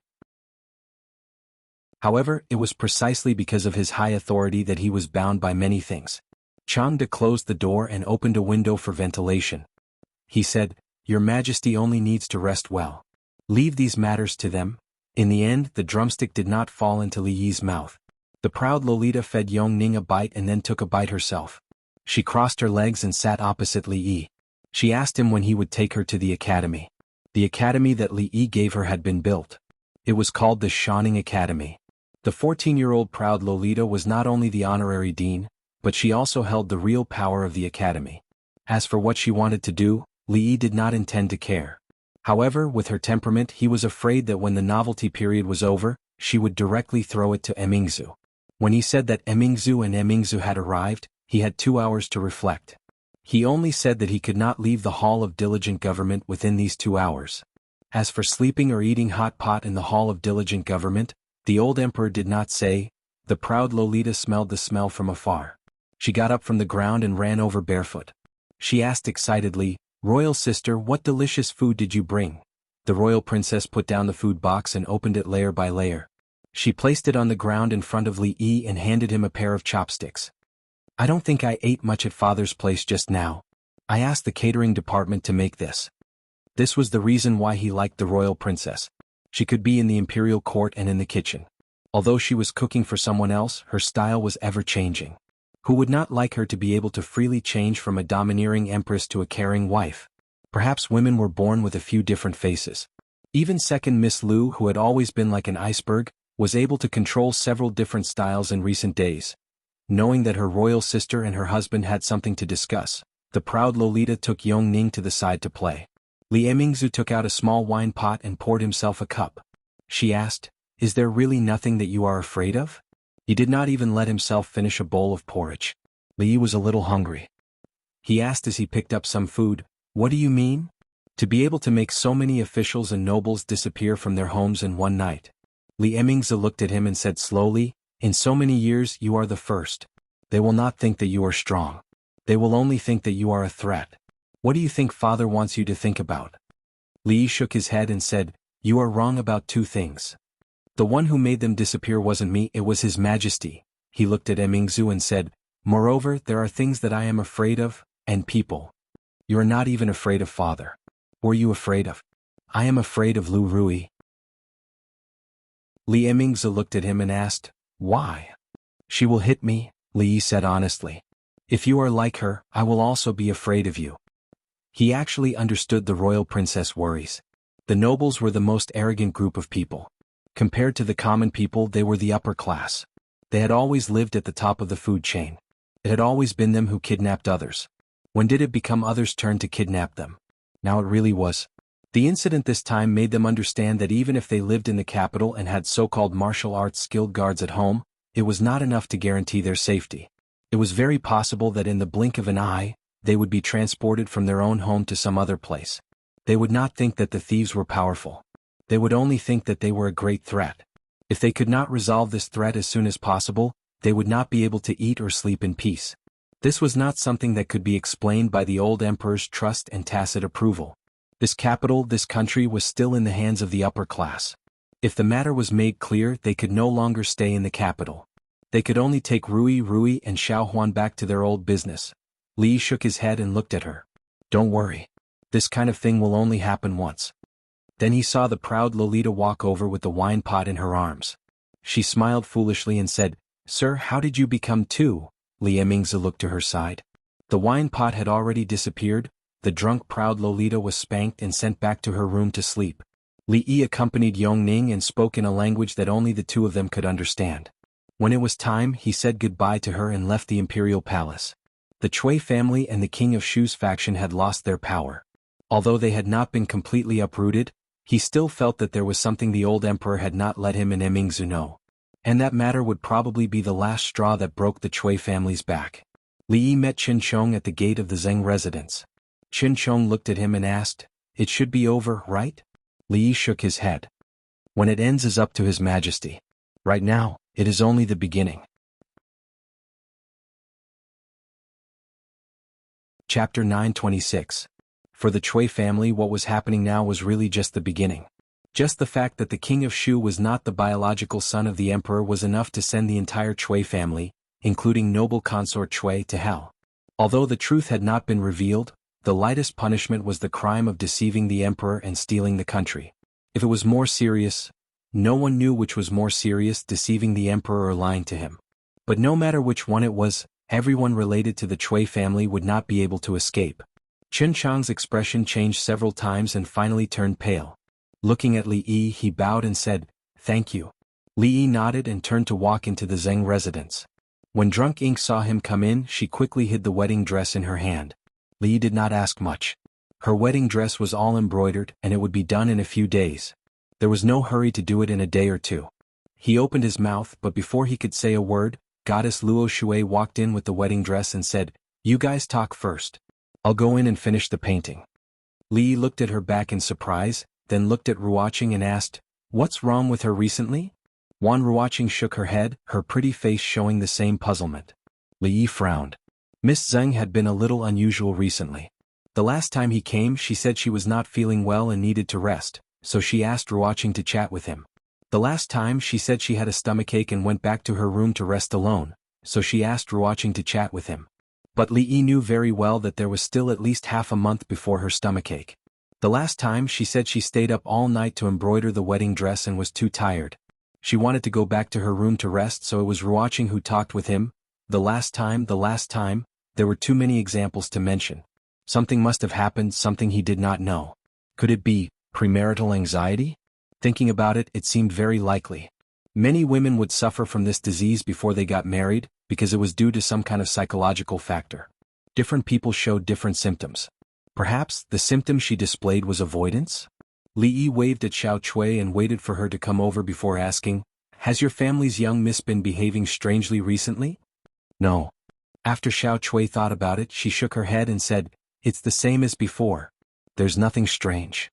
After saying that, he seemed to have thought of something and patted his head, saying, If there is anything, it would be that Miss has been sleeping in Sister Ruoqing's room these past few days.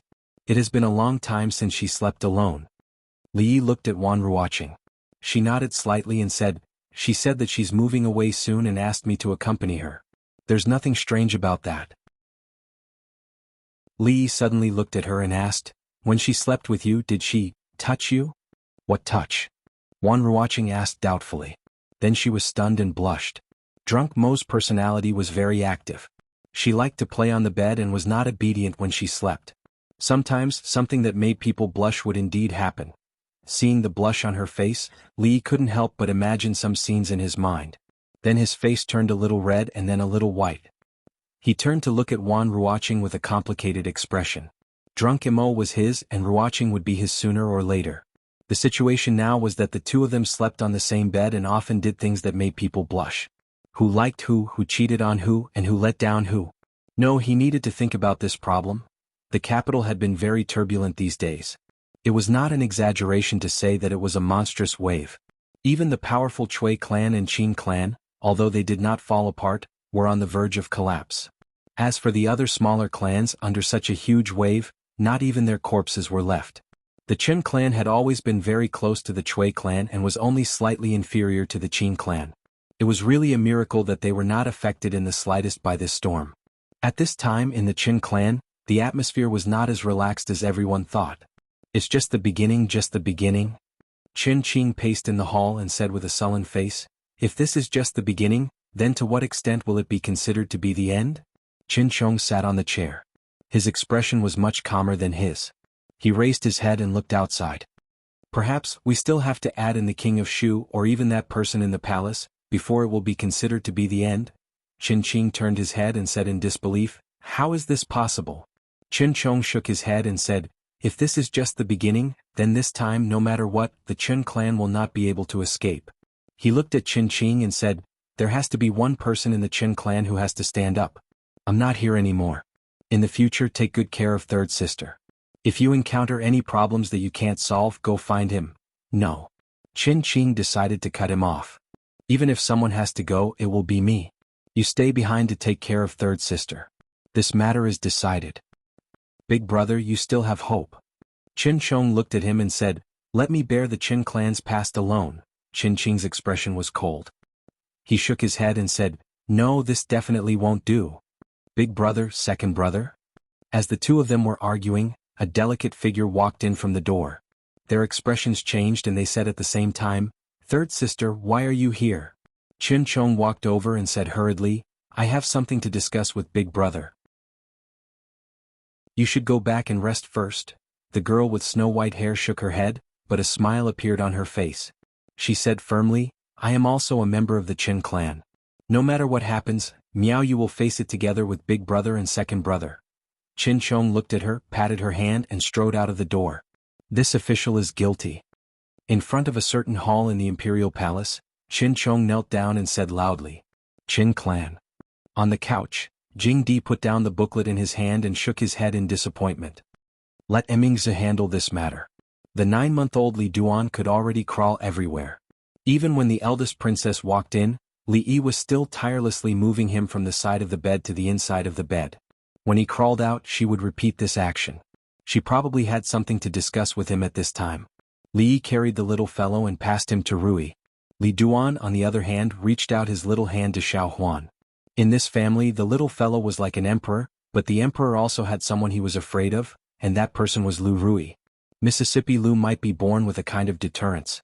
Usually, when she looked at Li Duan, he absolutely did not dare to cry or pester her. "Xuanhuan, let's go out." Mississippi Lu glanced at Xuanhuan and got up to leave. Xuanhuan held Li Duan and went out obediently. Emmingzi handed him a booklet and said, "Take a look at this." Li Yi opened the booklet and read it carefully. He lowered his head and asked in a low voice, "If it is judged normally, what will be the result?" "The Qin clan has a lot of evidence of crimes." Emmingzi looked at him and said, "Although the House of Duke will still be considered, the death penalty can be avoided, but the punishment cannot be avoided. In the direct line, the men will be exiled and the women will be reduced to lowly status and put into the musical house." She looked at Li Yi and said, "So, I'm here to ask for your opinion. Does this count as abusing power for personal gain?" "Yes. However," she looked at Li Yi and said, "leniency for those who confess, severity for those who resist. Chen Chong turned himself in, and according to the law, he should also be punished according to the circumstances.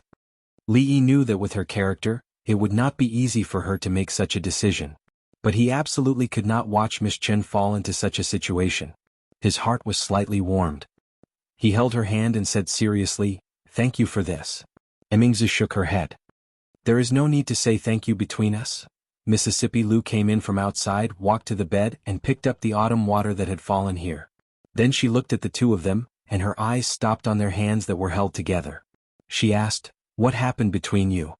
You're tuning in to the Sword Dance in the Vast Sky YouTube channel. Don't forget to subscribe and join us on this journey to catch the most captivating stories.